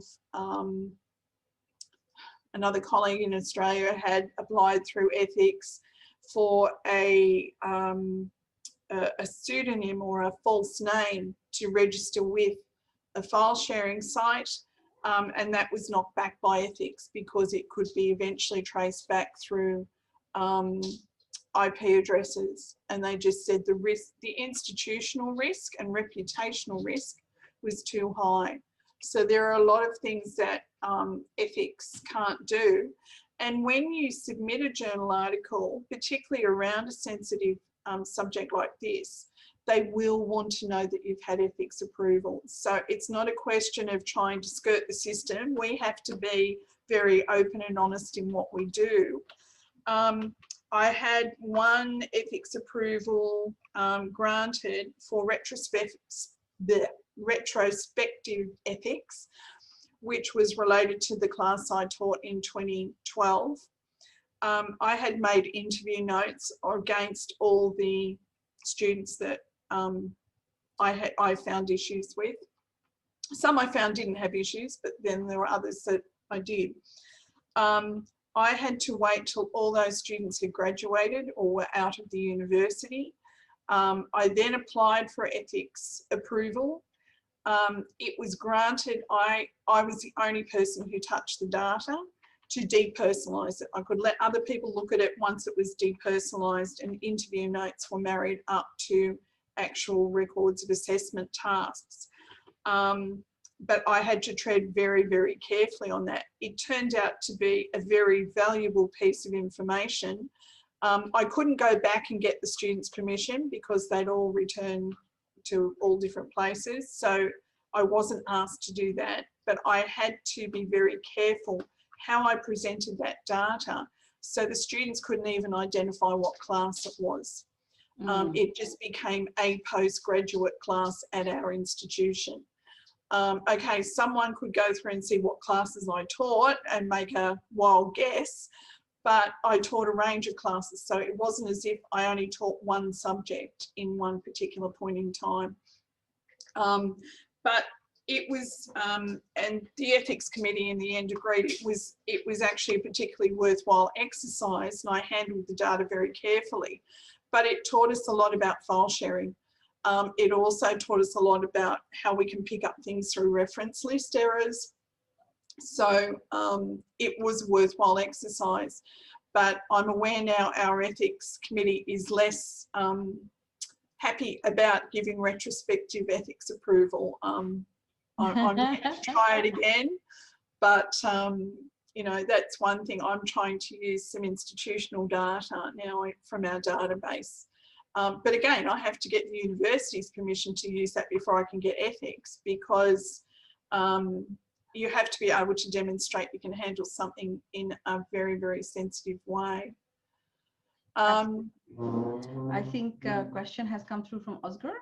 Yeah, I can see that, well, first of all, Oscar's comment was there are many online free paraphrasing and text matching tools. I definitely say to students not to use them, but the fact is students do. So it's about being able to, part of my study was trying to give the clues that show that people have actually used them. So what sort of features would you look for in the text to see if someone had used a paraphrasing tool? And Petra's done most difficult way. That goes back to enabling our students to be less overwhelmed with the writing process. And I am very much to the educative approach in improving writing and giving people the tools to do the job so they don't have to resort to cheating. Then Oscar said, I know some universities request money if external researchers want to apply for an ethics board. What do you think about this? I think it depends what the purpose of the money is for. If they're using it as a revenue raising exercise, then I've got a big problem with it. Yeah, it depends on what the motivation is. And so my technical discipline area is actually management. I work for a faculty of business and law. You know, I come back to the motivation and behaviours. I teach organisational behaviour and leadership. So the motivation behind something for me is a catalyst. And if someone's, you know, or you can go into the ethics of why journals charge money. So some use it, you know, published to pay for their publishing empire. I know colleagues in my faculty in, I think it's the finance discipline, you can't get something published unless you pay the journal to do it. But then they still expect you to peer review for nothing. So it's a revenue raising exercise. So if an ethics board was doing it because of people being paid to actually review something, that might be a cost recovery exercise. But if they are doing it as a revenue raising exercise, then I think that's a very different thing. So for me, it would come back to motivation. Mm-hmm. Amy's put, I had a fellow student who spoke to me about the use of Quillbot, oh, there's so many paraphrasing tools, to paraphrase source text as a way to help them comprehend the text before they use the source. It made me bristle a bit. Slippery slope, very much a slippery slope. I am concerned when people say, oh, I'm just testing this out to see what it looks like. Their judgment starts to become clouded. And the thing is, I'm not sure about what services or support services are available at everyone's institutions. But I know I spend a lot of time trying to help students write. We've got students, international students still studying in our institution remotely, not so, we've still got some onshore. And my message to students is I need to be able to understand what you're writing.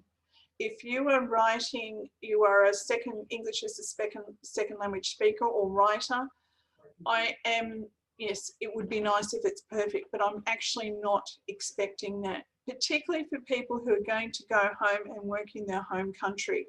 They're going to be speaking their language. They're going to be using their terminology. When I teach, I want people to know the concepts. And if they can actually translate that onto a piece of paper, despite grammatical error or spelling or phrasing errors, and I can understand what they're trying to say, that's what I'm aiming for. Yeah. So I'm not, yes, you can use spell check and grammar check in the tools online, the same as some people use synonym replacement tools, which is basically how paraphrasing tools work, but they will use synonym replacement in a word processing software thinking that I have to use a big word because it sounds smarter. It's not that at all. It's about communicating your message. So, if a lecturer is pressuring a student for perfect English or whatever language they're going to be submitting their assessment in, that's a concern to me, because it's about understanding concepts and being able to apply them in situations, which is really critically what I'm trying to teach. So I hope that helps a bit, but I'm very much the slippery slope. Zena's written too much info, so there's a risk of losing track what is the student's homework and what is paraphrased using a tool. And this is where I know people, some people don't like text matching software, such as, I know PlayScan's now been taken over. We've still got Urkund and Turnitin. I've done a lot of work with Turnitin. That's one of the reasons why the text matching software is there. But if you use text matching software as an educative tool, which is the way I prefer to use it, and I allow students to submit and check their work, they will pick up that stuff. Yeah. But if they don't pick it up and do something about it, then I have an issue, because they've had the opportunity for some preliminary feedback before I grade their work. And it's about how we use tools. If we promote to students that a text matching software is about catching plagiarism, I really think that's the wrong message. It's about an educative tool to give you feedback as to where your work is too similar to something else, or you haven't acknowledged the source.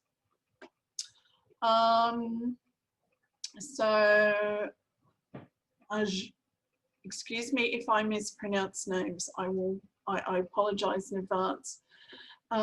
Adrina has said provision of formative feedbacks helps a lot with grammar and vocabulary development. It certainly does.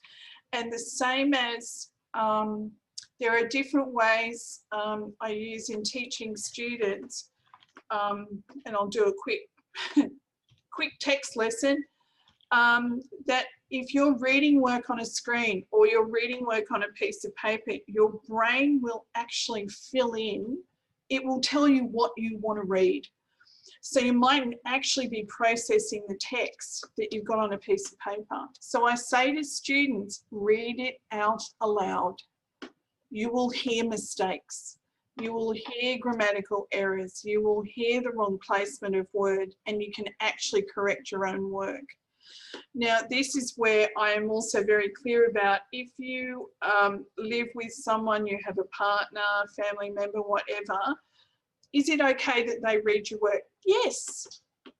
They're not doing your work, it's editing. And putting those boundaries around what the difference is between editing versus helping is a very different thing.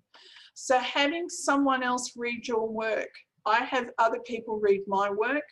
I have read my children's work. I have read it. I haven't written it, but I've read it and said, you might like to go back and fix this. But they've said the same things to me. When we publish book chapters or journal articles, someone is editing our work. So giving editing feedback is okay. Writing it for someone else is a different thing.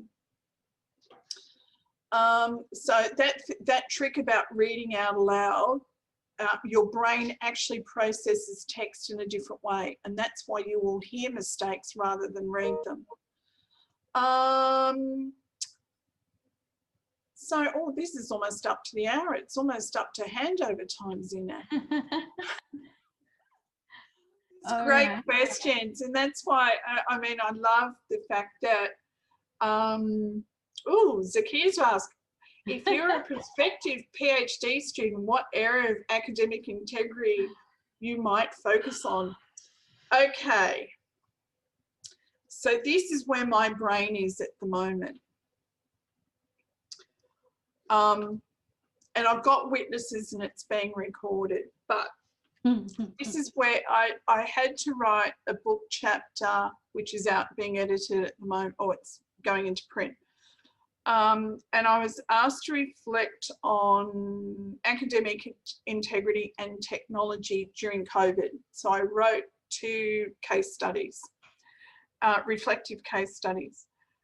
And out of that, I actually had some ideas. This is the point of reflective exercise. It brings thoughts together and you suddenly have these aha moments. I finally connected the dots. And I finally understood, or I think I understand, and this is where the research is needed, that our institution and a number of institutions will have transition courses for students. So ours is called Start Smart. It's a 20-question exercise. It uses information from our intervention module, which has been quite successful, and yet still students cheat. And I'm thinking, what's wrong? But from a psychology perspective, there are these things called norms, what we usually expect to happen. So a student coming into university from high school, or a student transitioning into our institution from another institution, already has a set of educational norms, and that educational norm relates to their previous place of study.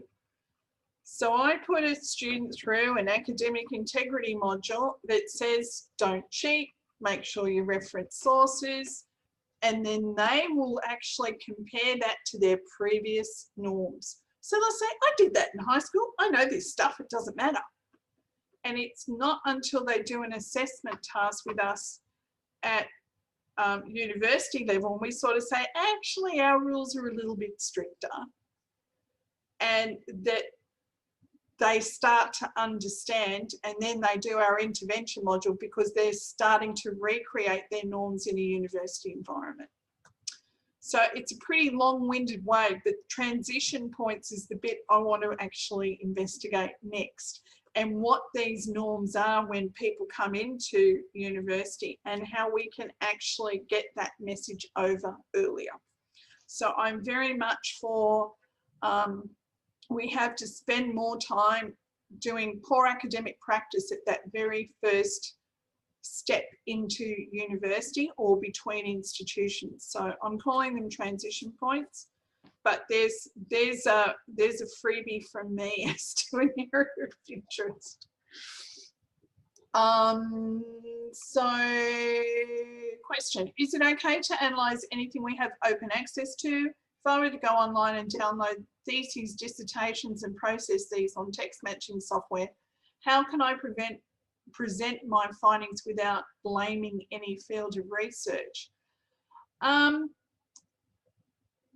question would be, what question are you asking? So what is your purpose? Everything has a research question as to what I'm investigating. So the question I'd ask you is, what question are you asking of the data? What is the purpose? Because if you think about academic thesis, how many are you going to download? What discipline is it related to? What time frame is it related to? Is it a particular methodology that you're wanting to test? So there are so many questions in that. If you think, I think we've got 120 PhD students in our faculty, and that's just at the moment. If you multiply that on an institutional level, are you looking at your institution? Are you looking at something else? So one piece, you can go on to Deborah Weber-Wolf in Germany, is part of a group that actually go through and look at politicians' doctoral theses and pick up plagiarism in them. And they've actually had some doctoral theses rescinded. So there's apparently a big thing in Germany, and I don't know if anybody's on here from Germany, but Deborah's fascinating to speak to. And there's actually a page on Wikipedia where you can actually go through, it's a project that they're actually doing. And they're gradually going through all the doctoral theses of any German politician, and they're outing them for when they're plagiarized. And a lot of them have been. So yeah, so the question about doing that is, be clear on what your research question is. What are you trying to answer? What's the question? So the one with paraphrasing tools for me is, How did the student do it? There was something not right. I didn't understand. I wanted to understand it. But the question I had was, can Turnitin actually pick up something that's been put through a paraphrasing tool? So if I take a journal article, and I'm showing the article I had, Turnitin could pick up the article, like the pure article the way it was, which is what it should do. But when it was paraphrased through a paraphrasing tool, could it pick it up? And that was my question. So have a think about a question. It's not just, yeah, we've got lots of cool stuff that's interesting. But when you go to publish a paper or you go to publish something, you need to have a question there. Yeah. So I asked the question, and my idea behind that was that because for the last 4 or 5 years, we have to submit our theses or dissertations with similarity report from Turnitin. Yes. But we all know that these can be manipulated very easily. So I wanted to know if that really works. And of course, there is the process, there is the period before that application. So before, people didn't really submit their thesis with any kind of proof that they did not plagiarize. So my question was that actually. So do people really, how can I say, follow the, you know, integrity policies because they have to due to this, you know, application practice, or do they still find a way? And what was the case before that practice, you know, because it's a recent thing. So one thing I'd point you to, and I'll have to, while Zena's talking, I'll try and see if I can find it and put it in the chat. There was a study done, and it could have been Kenya, it could have been South Africa, where someone actually examined doctoral theses through Turnitin to pick up stuff that was plagiarized. So I will try and find, as I said, I'll try and find the link to that while Zena's talking and post it for you. The question you ask is good, but I'd still put some parameters around it. Because if a doctoral supervisor is doing their job, they should know that they should know what their student's doing. And just as there are flags for picking up misconduct, like I can give you flags, and I've got a journal article that tells you some of the things I look for, which tell me something's not quite right, and I suspected of contract cheating. There are similar things at a doctoral level. If a student's done nothing for 2 years and then suddenly gives me 3 chapters, like a chapter a week for 3 weeks, I'm suddenly going, hang on, that's a bit crazy. Or if I ask the student a question about the data and the chapter they've just given me and they can't answer it, well, if you've written it and researched it, like my data, I can still tell you about my doctoral data. I am so heavily immersed in it, it's not funny. I could ask a student for, can I have the drafts to show me how you got to this page? Oh, I don't have them anymore. I still have every draft of my thesis. I mean, every single one. Some of those things start to make me a bit suspicious about the student's progress. So I want to dig a bit deeper. And that's one I'd probably go through with a fine-tooth comb. So the question you ask about looking through some doctoral theses is a good one, but you need to set some boundaries about where your suspicions lie. Because if it's going to be more, you know, there's dangers with both. So on a statistically based thesis, there could be issues with the statistics. Have they been taken engineered? Something, if you want to go and have a fun place to go and see some of the stuff that goes around, go on to Retraction Watch. And it will tell you how people have manipulated images, falsified data, all sorts of things. If it's a qualitative study and you're reporting parts of interviews, then there's going to be long sections of text. Again, it's very hard to pick apart. if you've done a thesis that's based on document analysis, which happens a lot in politics, or if someone's looking at government policy, some of that will be replicating government documents because that's the source data that they're going to be analysing. So it might have a higher turned-in score than normal. So there really need to be some parameters around what you're going to look at, because that will actually skew your data and potentially skew your results.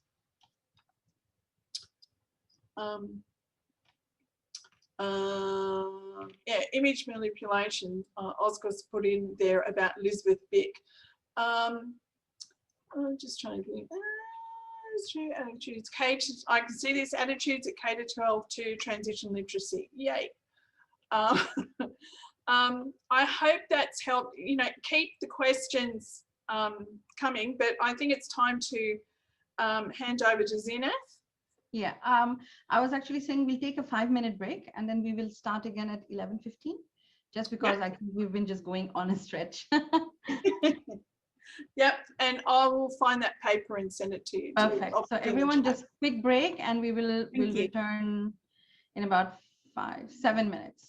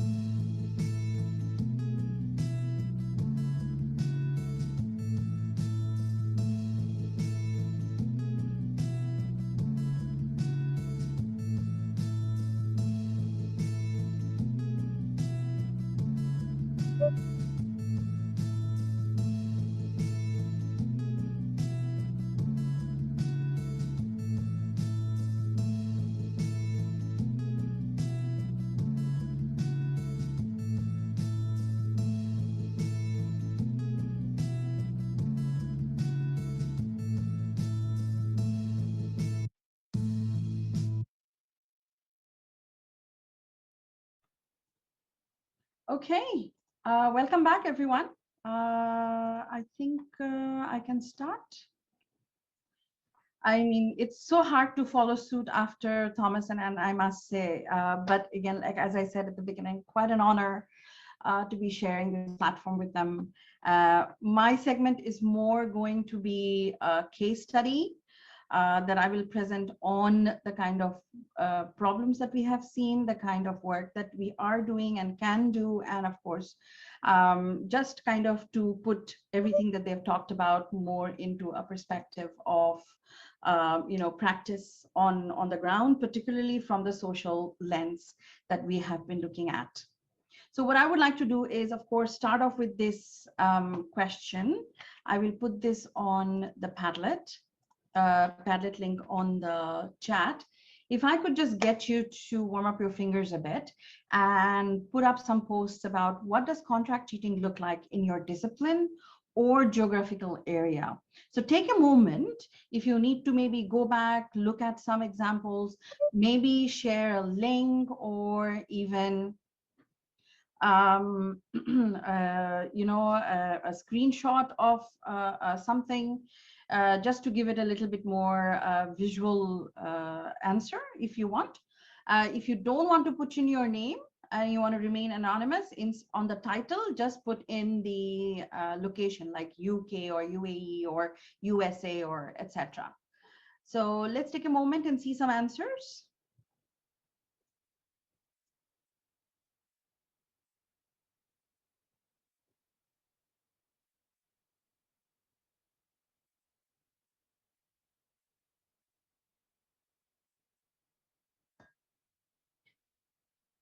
We already have a link from New Zealand.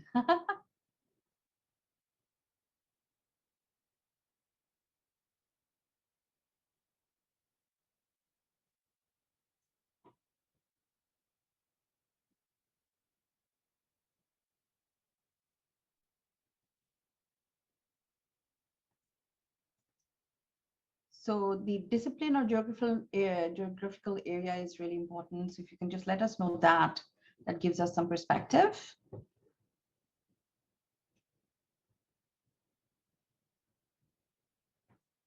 So Nalan said, pay SMB to write assignment thesis on your behalf. Croatia, there are businesses and freelance individuals who offer help.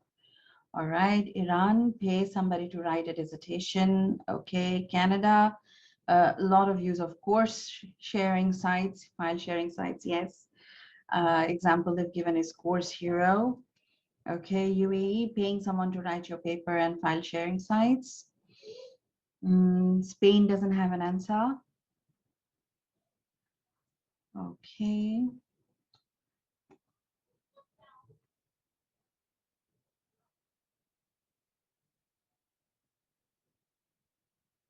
Wow, Oscar, so interesting. Look at that. Handbook, handbook of contracting. Okay. That's very advanced support. Chile, there are some people providing services to undergraduate theses on Facebook. Okay. I think the Facebook marketplace has really come up in the recent months as well on this. Nepal thesis is on sale. Italy pays someone. So Oscar's got some really interesting examples. So he says writing a thesis is like making up pudding. Little bit of literature, some data analysis on discussion, and it's ready to serve to the jury. Oh my gosh. How interesting. Bangladesh, it seems work based on relationship, helping write journal articles, academic work, not sure about financial issues. Okay. Italy, paying someone to collect data, analyze them, or write a whole article. All right. Indonesia, alumni seems to be offering. Okay. All right. Quite good. Okay. So I think some very nice answers coming through. There's one more example here. New Zealand. Oh, buy an essay online on New Zealand for top quality grades. Yeah. And remember, this is why we talked about grades and grading inflations yesterday. You see how in context, this becomes such a serious issue. Contract cheating and STEM, somebody has put, yeah, good. I think that I'm not sure, but I believe that might be Thomas's paper from this year that looked at Chegg.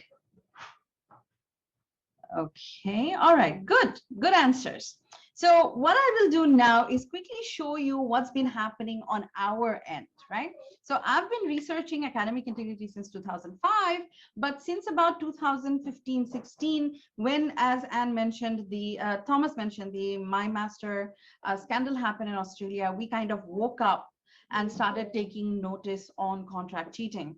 And on the same time, the International Center for Academic Integrity also announced that they would start celebrating that one day in October, the third Wednesday, which is, according to Carnegie Mellon, it's the Global Ethics Day. And International Center for Academic Integrity said we would also announce that as the International Day of Actions Against Contract Cheating. So because of all of these activities, and we happen to be a branch campus of an Australian university, of course, we've had that ripple effect here. We started doing a lot of work here in the UAE. So attending a lot of local conferences, talking to people about contract cheating. And of course, the one answer I would notoriously get whenever I talked about this is, it doesn't happen with our students or in our university. Right? But here is proof. These are screenshots that were shared by students and even by some lecturers at these conferences, discreetly, I might add, because they didn't want to stand up in front of everybody else and say, yes, it's happening, or yes, I know of it. But as you can see, like anywhere else, social media seems to be a very strong communication tool for these companies, and they can be very, very creative, as you can see in the second one, which said, you know, let's make assignments great again. This was almost, I think, about 4 years ago that was shared, right? Here, I have a student cohort of researchers who work with me. They're quite passionate. And at one time, one of the students actually was doing field research, and she came across this. It's a stationery shop, which was also promoting making research and models. So when she went and spoke to these people, what we found out was they are a stationery shop. They used to be a stationery shop where parents used to come and buy all the materials they needed to then help their child make school projects. But at some point, they stopped buying the materials and asking the shop themselves to make the models for them, and they said they would pay. Ultimately, there was so much demand for this type of service that they actually made one section of the stationery shop into a workshop where they now regularly make research and models for school students. You can only imagine the shock that we had. Around the same time in 2015-16, we also came across this website, which was becoming very popular. And as you can see, the way they were advertising it, it says students from UAE top universities buy their essays and assignments here, which probably isn't true. But what they did so sneaky was they were actually using the university's logos on their websites. Now, originally, when we first saw this, of course, I got a heart attack. It said University of Wollongong in Dubai. I tried contacting them. They wouldn't,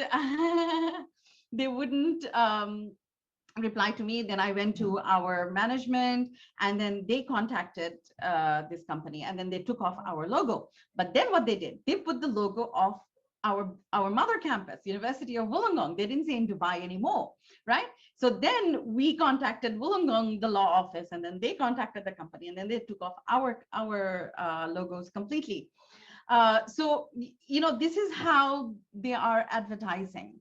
Now, around the world, especially during the pandemic, of course, we have seen a host of these articles coming through. Thomas and Anne have touched on a lot of what has been happening currently and the kind of work that is being done to identify them, how to support the students, how to identify the assignments, as Anne mentioned, how to look at, for instance, what kind of services are being used on Chegg or Course Hero, etc.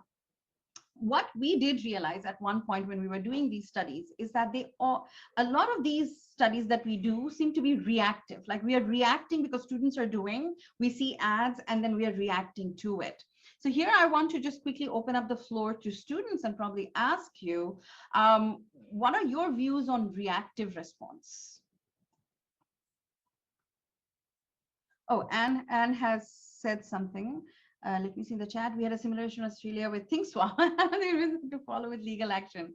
Oh my gosh, yes. Okay. Can I have 2 erasers, a pen, and a quasi-experimental research design?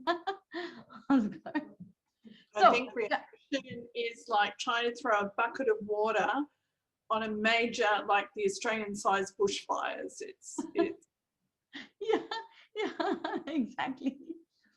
So what do you guys think, the students, what do you guys think about reactive responses? And I think really used a fantastic metaphor there, a bucket of water on bushfires, my gosh.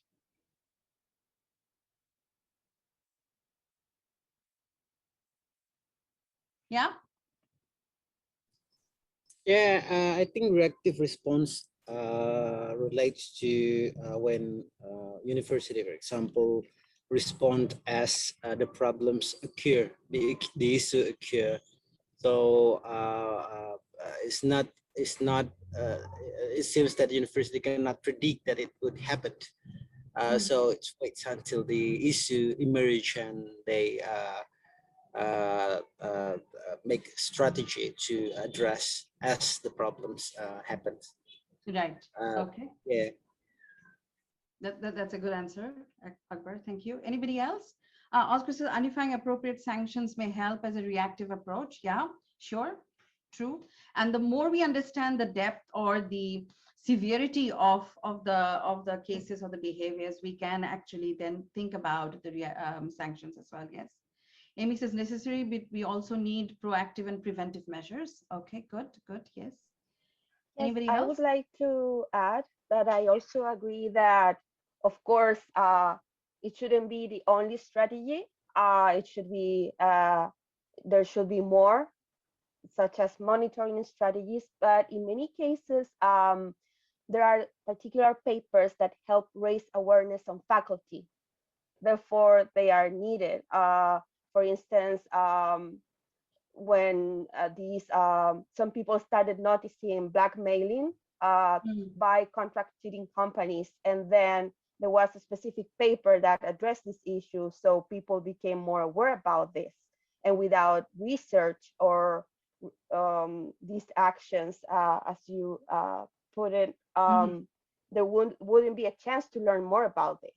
So I think that it is important. It plays a role. Very much so. Yes, absolutely. And that's exactly, I think, a little bit of what Amy said as well, that it is necessary because we need to understand the problem, the severity, the depth of the problem, the extensiveness of the problem. It's easy to just quote other people's research and say, yes, it's a problem, till you actually do it. And when we did the focus group study here, we were really surprised that we got such a high number. Right. And then we went back and we researched some more to figure out why. We realized because we were already doing so much awareness programs that, students were already aware that this is what contract cheating is. And we didn't use surveys, but focus groups, so changing that methodology also helped a little bit to show us what was happening. So it's very important. Reactive methodology is very, very important. But what we did also think about, particularly given what we have been seeing here, is that we want to go pro or think a little bit more proactively on what we can do about this issue of contract cheating. So we looked at a theoretical framework behind contract cheating, and we thought, let's look at it from a social lens. Right? So social problem is defined as a condition that is by considerable number of people as a deviation from some social norm that they cherish. That's the definition of social problems like drug addiction, alcoholism, bullying, etc., etc. So we decided, let's try and see if we can fit contract cheating into this definition. So it definitely is a deviation because, you know, you're buying assessments or getting somebody else to do the assessment for you. From the social norm, the norm is where, you know, we are looking at formative summative assessments because we want to be able to test students on their learning, you know, learning outcomes, how much of it they have achieved, and so on and so forth.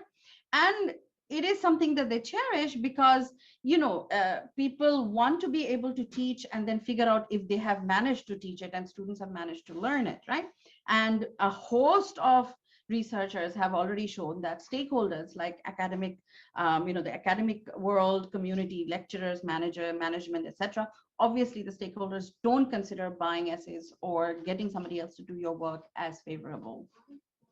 So running with that, what we did then was look at how much of this we were able to actually fit in. So when you look at social problems and think contract cheating, they do have a direct impact on the victim's life. Thomas has mentioned it and has mentioned a lot of these consequences as well, from not being able to actually master the knowledge that they're supposed to get from that subject, or even up to the blackmailing. Right? They have long-term impact on the entire society, and this impact is negative. Again, if you put it in the context of contract cheating, that is still true. Last year, we had the whole PIA scandal where, you know, the plane crashed, and then they found out there are a lot of pilots who had never taken their exams. They had paid somebody else to take their exams. So the question automatically rises, were these people qualified to fly a plane? And, you know, the crash and the 90 plus people who lost their lives kind of was a huge wake-up call for for that industry in that region to wake up and see what was happening in terms of actually preparing pilots, right? So long-term impact on the entire society, which is negative. And then they also have an impact on the victim's family, friends, environment, other people in the neighborhood who are around while the activity is performed. Again, if you think about contract cheating from that perspective, that is also true, right? So I'm sure those of you teach have come across students who say, but, you know, it's not fair because I know some students who have done this and they're getting away with it, right? Because they're getting the marks and I'm putting in so much effort, but I may not even be getting the same mark as that student, right? But I'm getting a mark and they're getting the same mark and it's not fair and things like that. So it does have a huge impact on and around the person who is contract cheating, right? So we then looked at dividing it into the direct, long-term, and surrounding. So as I've just explained, the same diagram from before, I have just applied it now to contract cheating. So with this concept, we wanted to then look at how are contract cheating services getting a license to operate, right? So what do you think about the concept of looking at contract cheating then as a social issue? I'm just going to pull up the chat again.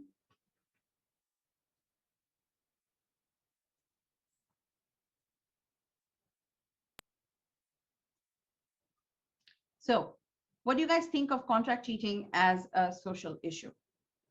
That's the question.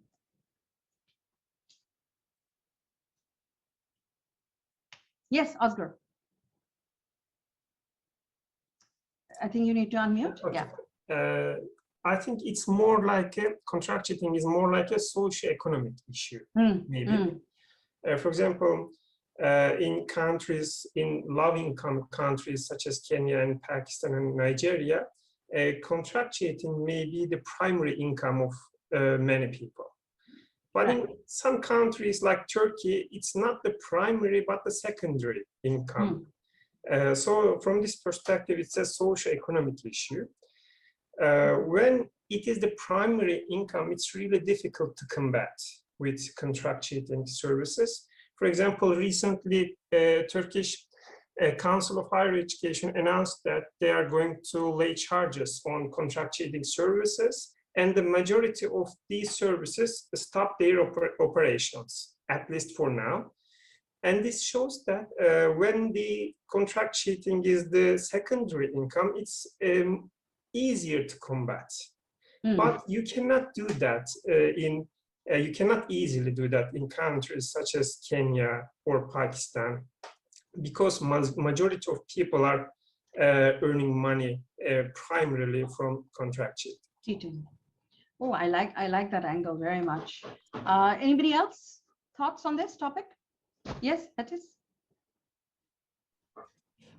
I think following Özgür Hocam, speaking from a national perspective again from Turkey, I think a huge problem is about the awareness. Yes, it's against the law. There are many laws and regulations forbidding this, but people still keep buying these, and when they cannot get the service they pay for, they can openly go online and complain on websites where they publish, complaints and, transfer this information to the company so that they can fix the problem. There are so many complaints, so they don't know that what they are doing is wrong. So they can go online, openly say that I paid that company and they didn't give the service they promised. I think that's one of the problems. It's a very big problem, I think, awareness. Yeah, I really like that example that you've given. And in fact, we had a presentation last week at the ENAI conference from Felicity, where she actually showed these screenshots of feedback from students, right, who've used these services, and they were unhappy with the services, right? And they were demanding that they get a fair, that they were being cheated by the company because they did not get a good service from them. But the fact that the service itself is this, that seems to have been lost in communication. Okay, so moving on, what we then want to propose is this. So there is something called a social license to operate, right? Every community has this. What this SLO says basically is that if you have a company that is setting up in your community, the community kind of gives a social license for it to operate. So it's not a paper that you're giving. Of course, the company might be getting all the licensing and everything, the official licensing and everything done from the government, but the community itself has to kind of accept that service as something that is legitimate in order for it to run.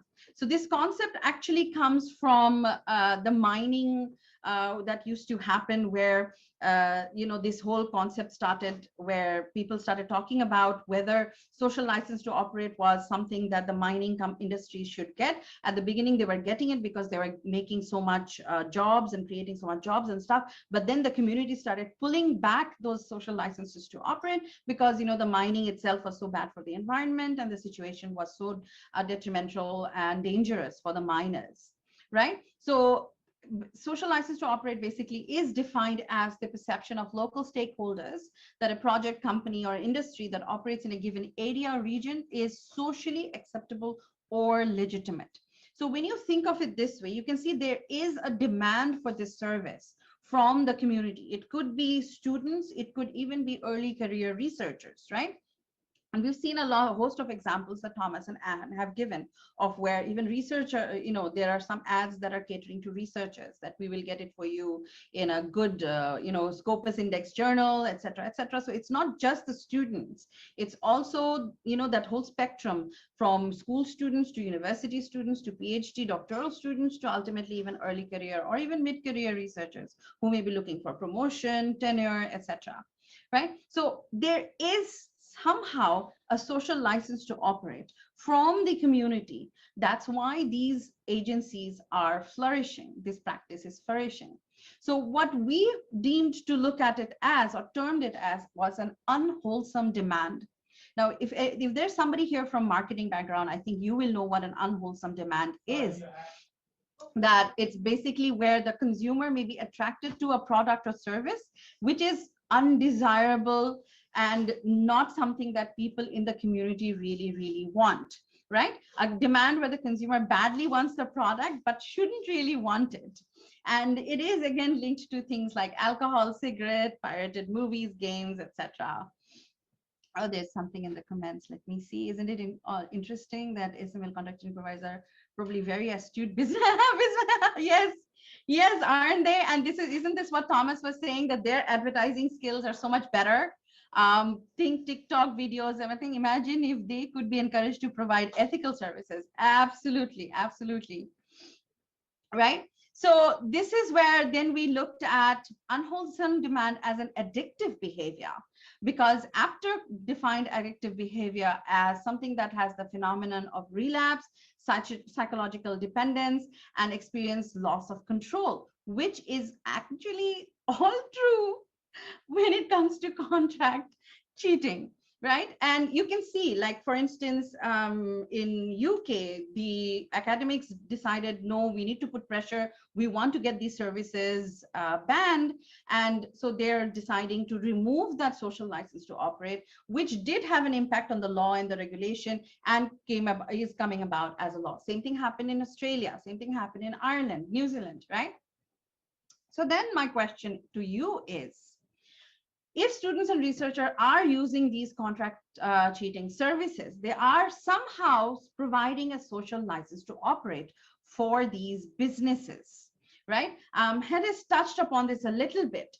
Does this make SMLs a legitimate business? I didn't say ethical. I said legitimate business.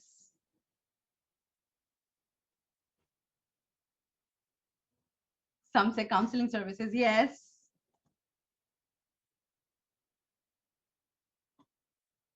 So when they call themselves counseling services, it's okay. So there's no law against that. Mm-hmm. Well, you know, I did some research on how the law in Turkey works on this. And the problem is it's okay to pay for these services. The only problem seems to be, you know, submitting it as your own work. So the law starts there when you submit it as your own work. Correct. Well, that's writing. You're absolutely right. And I don't know how many of you had caught this interview, I think last year, of this one person who actually runs such a service, who was interviewed during that International Day of Action Against Contract Cheating. And she said, we are doing something legitimate. We are not violating any laws in our country, right? We are providing a service, and there is a demand for this service, right? In the community, there is a demand for it, and hence somebody has to provide the service, and we are one company that is providing the service. And in fact, I think at one point she did mention as well exactly what you just said, that it's not us who are doing something illegal or wrong. It's the student who has signed a contract with the university, that when they submit this written work as their own, they're the ones who are actually violating the university's rules and policies. We are not doing anything illegal, right? Beatrice has a comment. I agree with it. Yeah, legislation is a critical element when answering this question. Contracting is not, yes, it is not illegal in many countries. They are putting the onus on the students, and it's a student's choice, correct? It isn't legal in something like 11 countries, but it's difficult to enforce. Yes, exactly. They're facilitating something that's unethical. And think about it, a lot of these services that are being provided, not necessarily from the country where the student is, right? It's an online service. It could be anywhere in the world. How are you even going to track that? So you might say it's not legal in your country, but the service might be provided by somebody else. Remember, we talked about commercialization and internationalization of education yesterday. For this reason, right? This really plays right into this. Okay. All right, so going back, because I know we are almost out of time, this is what we chose to do. Remember, I said this part of the presentation, I'm making a little bit of a case study, so you can take, there can be some takeaways from here. So we've been looking at this as a social issue, and like any social issues, we have seen that awareness really, really works. So it started off with that International Day of Action Against Contract Cheating in 2016, from where on it now has become a week of actions against academic misconducts. We have integrity ambassador badges. We've teamed up with the clinic, which does well-being days. We've got flashcards that are available for students. We have an academic misconduct case triage. It's like a clinic where if the student has, had a misconduct case against them, they're invited to come and talk to us. We sometimes have the counselor present, and we will leave and they will talk to the counselor. But most often it really helps because students just sometimes need to vent. And then when they've calmed down, that's when they're really listening, and that's when they are open to listening to why they were, how they have made the mistake and why is it wrong, the behavior that they have showed. So all of these are things that we have been doing on the ground. Personally, I've been doing this for a long time with my daughter, where if she does a project, I get her to write with help from my mom if I have helped, or if anybody else in the house or somebody else has helped her, she writes that on the project. This is kind of to combat the school project issue that I told you in the beginning. We've been doing a lot of research, and I think this goes back to what Oscar said, that it takes time to do, publish. It does take time to publish, but it doesn't stop you from doing the awareness events and activities and have that published in, say, local news or in blog posts and things like that. Because what that did, for instance, remember that first image that I showed you of all the universities that this company was showcasing. We went on a road show to different universities. We showed them what was happening with their logos. Collectively, when the universities came together and pushed the company, they removed all of that. So you see now this is their website from the original one that was there, the pink one that I had showed you earlier. So it does work, right? You don't always have to wait for a publication to happen. There are a host of other things that you can do, which can then lead to publications again. For instance, this second one that I showed you, Raising Awareness, was a publication based on the kind of awareness campaigns that we were doing on the ground here in the UAE.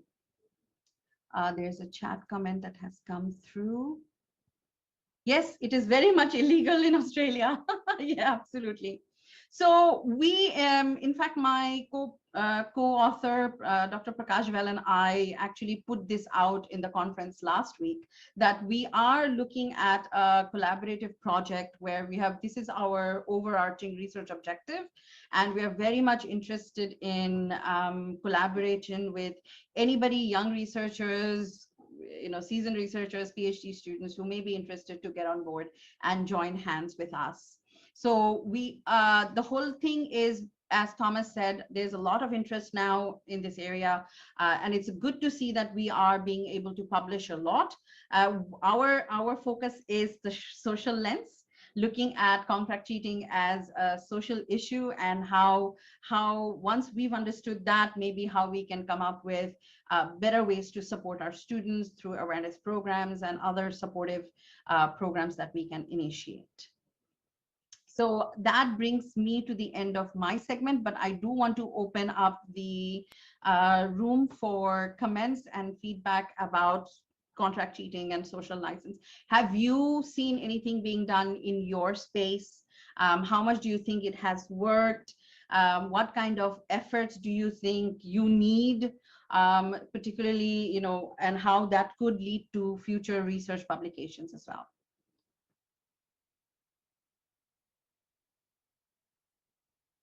So Angela says, one thing we are considering in Canada is making it illegal to advertise these services and to contact students through social media. Yeah, that's a huge problem, because the way they are so savvy with this promotion, the moment the code picks up any university tag, they start messaging that person and advertising to that person heavily, right?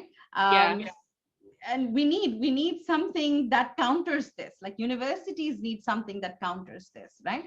And I'm sure with machine learning, it's not going to be difficult to track these kind of messages reaching your own students on social media as well. I sit on a contract cheating subcommittee as part of an association on academic integrity in Ontario. And so we really have looked into this issue. And because it is so international in nature, it's really hard to enforce laws. So that's one thing that we're considering. And hopefully we get that through, and hopefully it all works. Awesome. That's awesome. Beatrice says this is correct. There are groups advocating for making contract cheating illegal in Canada. Yeah. Not the easiest thing to do in a lot of countries, but the countries that are starting to work on this, I think it's fantastic and very admirable. Because I think we need that top-down rule to come through as well to have any real impact on the ground.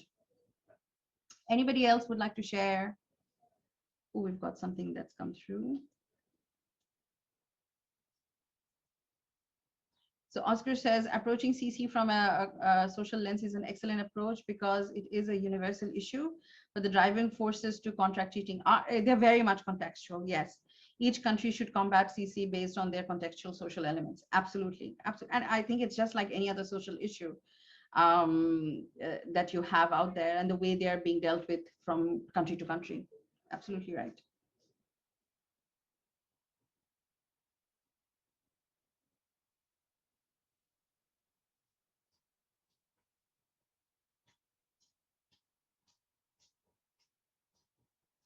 Yeah, that's a good idea. And I'm not sure how many of you know Veronica Kralikova from Mendel University. She's also part of ENAI. What she does, what she has been doing lately, she runs an Instagram page in her language, in Czech. So I don't really understand a lot of the content, obviously, that is being displayed. But it's so amazing the way what she's doing is this. She is raising awareness through social media for students. She's already got like 1,200 followers on that Instagram page. And if you really compare that to, let's say, ICI Instagram or NI Instagram, there's so few, you know. So she's doing it right. She's a student talking to students about academic misconduct, about contract cheating, about what to do, what not to do, how to prepare for exams with integrity, how to avoid doing assessments where, you know, contract cheating might become a problem and things like that. So definitely, I think there is a wealth of opportunity, particularly for all of you guys, because you're all at some level being as students as well. Yes, you're teaching, but you're also students as well. And I think I'm such an advocate of students being champions, because we have seen on the ground what an impact this has on people getting up and listening. When we are talking, a lot of the times they're like, oh my God, teachers, you know, they'll always preach. So it's not necessary that everything we say is going to go through. But when students stand up and say the same things, it's amazing how much students are listening and taking in that information. Okay, Beatrice, this is an interesting resource about CC. Oh, wait, that went down. Let me see. By the Alberta Council. Oh, okay, interesting. Thank you. This is in our subcommittee's work. Oh, Angela, thank you. That'll be amazing read. Thank you.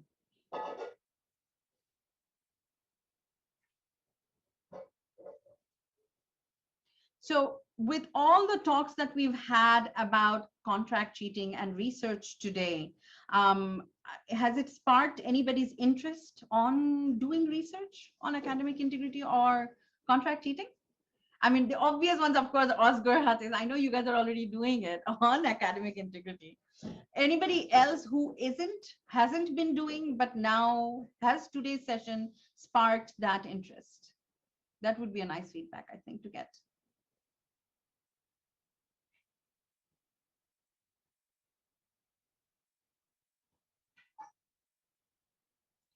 Petra says she's more interested. Not at the moment, Zinat. I think maybe after finishing PhD. Yeah, even you're doing a PhD. Yes, of course. Looking at that. Yeah, because in my context, for examples, it seems that there's no policy regulating contract cheating. And I think this is a very big issue because globally scholars work on that in order to provide quality higher education internationally. I think policymakers in my country need to get informed about this very important issues. But yeah, maybe now I have, you know, like Angela shared the effort and also some other also share effort. I think that would be very valuable information. Yeah. Yeah, that's and policy, I think, is so important in any country, right? Because policy really helps to dictate a lot of the dialogue, the approach, and of course, I know the kind of action that's going to happen on the ground. I mean, so much to get into. I have trouble staying focused.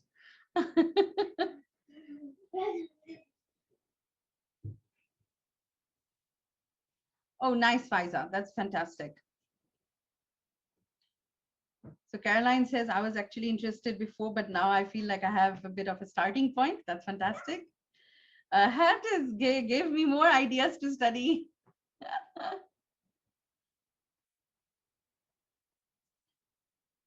Yeah, the thing that Anne mentioned as well, the transition point, I think is so important. From our perspective, we've been looking at school students and how we can prepare them. Because for what we have seen in studies is that school students are just not ready. Some syllabuses cover it, some syllabuses don't even bother mentioning it. And I think we talked about it yesterday as well, that their expectations are so different that by the time they come to university, they're just really drowning in academic writing, being their biggest hurdle to actually overcome.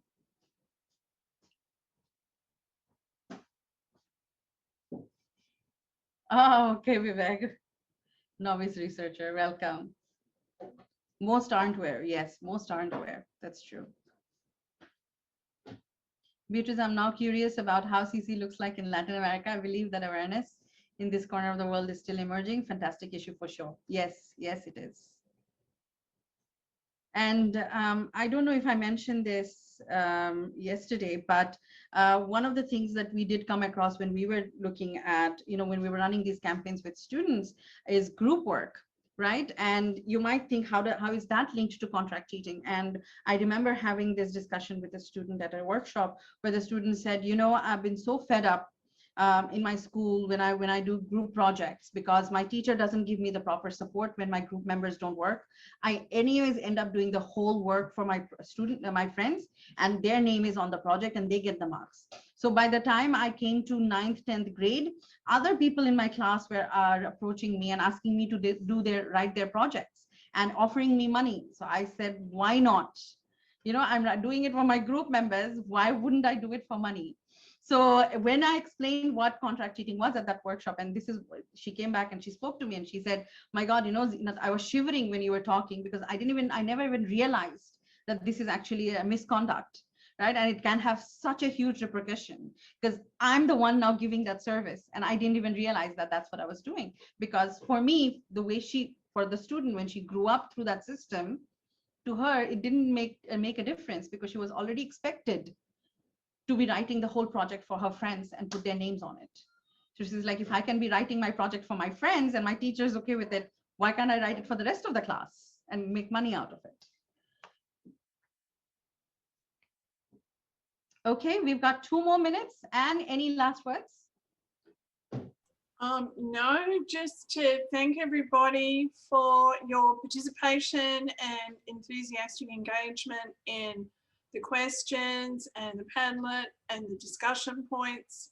It really makes it great from our point of view as lecturers to see that level of engagement. The chat's been amazing. Some really, really good questions and some great sharing in an appropriate way. Let's be clear on that, so that we are sharing information in an appropriate way and acknowledging people's efforts. So thank you. I've really enjoyed it. Same here. I think this batch of students are so amazing. We're so happy you're the first batch for ENAI Summer School. You've given us a good experience as well. And you're setting the standards really high for the next years to come. And again, once again, thanks to Anne, of course, to Thomas for joining us so early in the morning in his time. We do hope you've taken some inspiration from all the work that we have presented today in terms of research, ideas for research, and of course, practice in contract cheating itself as well. So all the best for the afternoon session, and we will catch you when we catch you again. Yeah. Bye, Take everyone. care, everybody. Bye. Bye.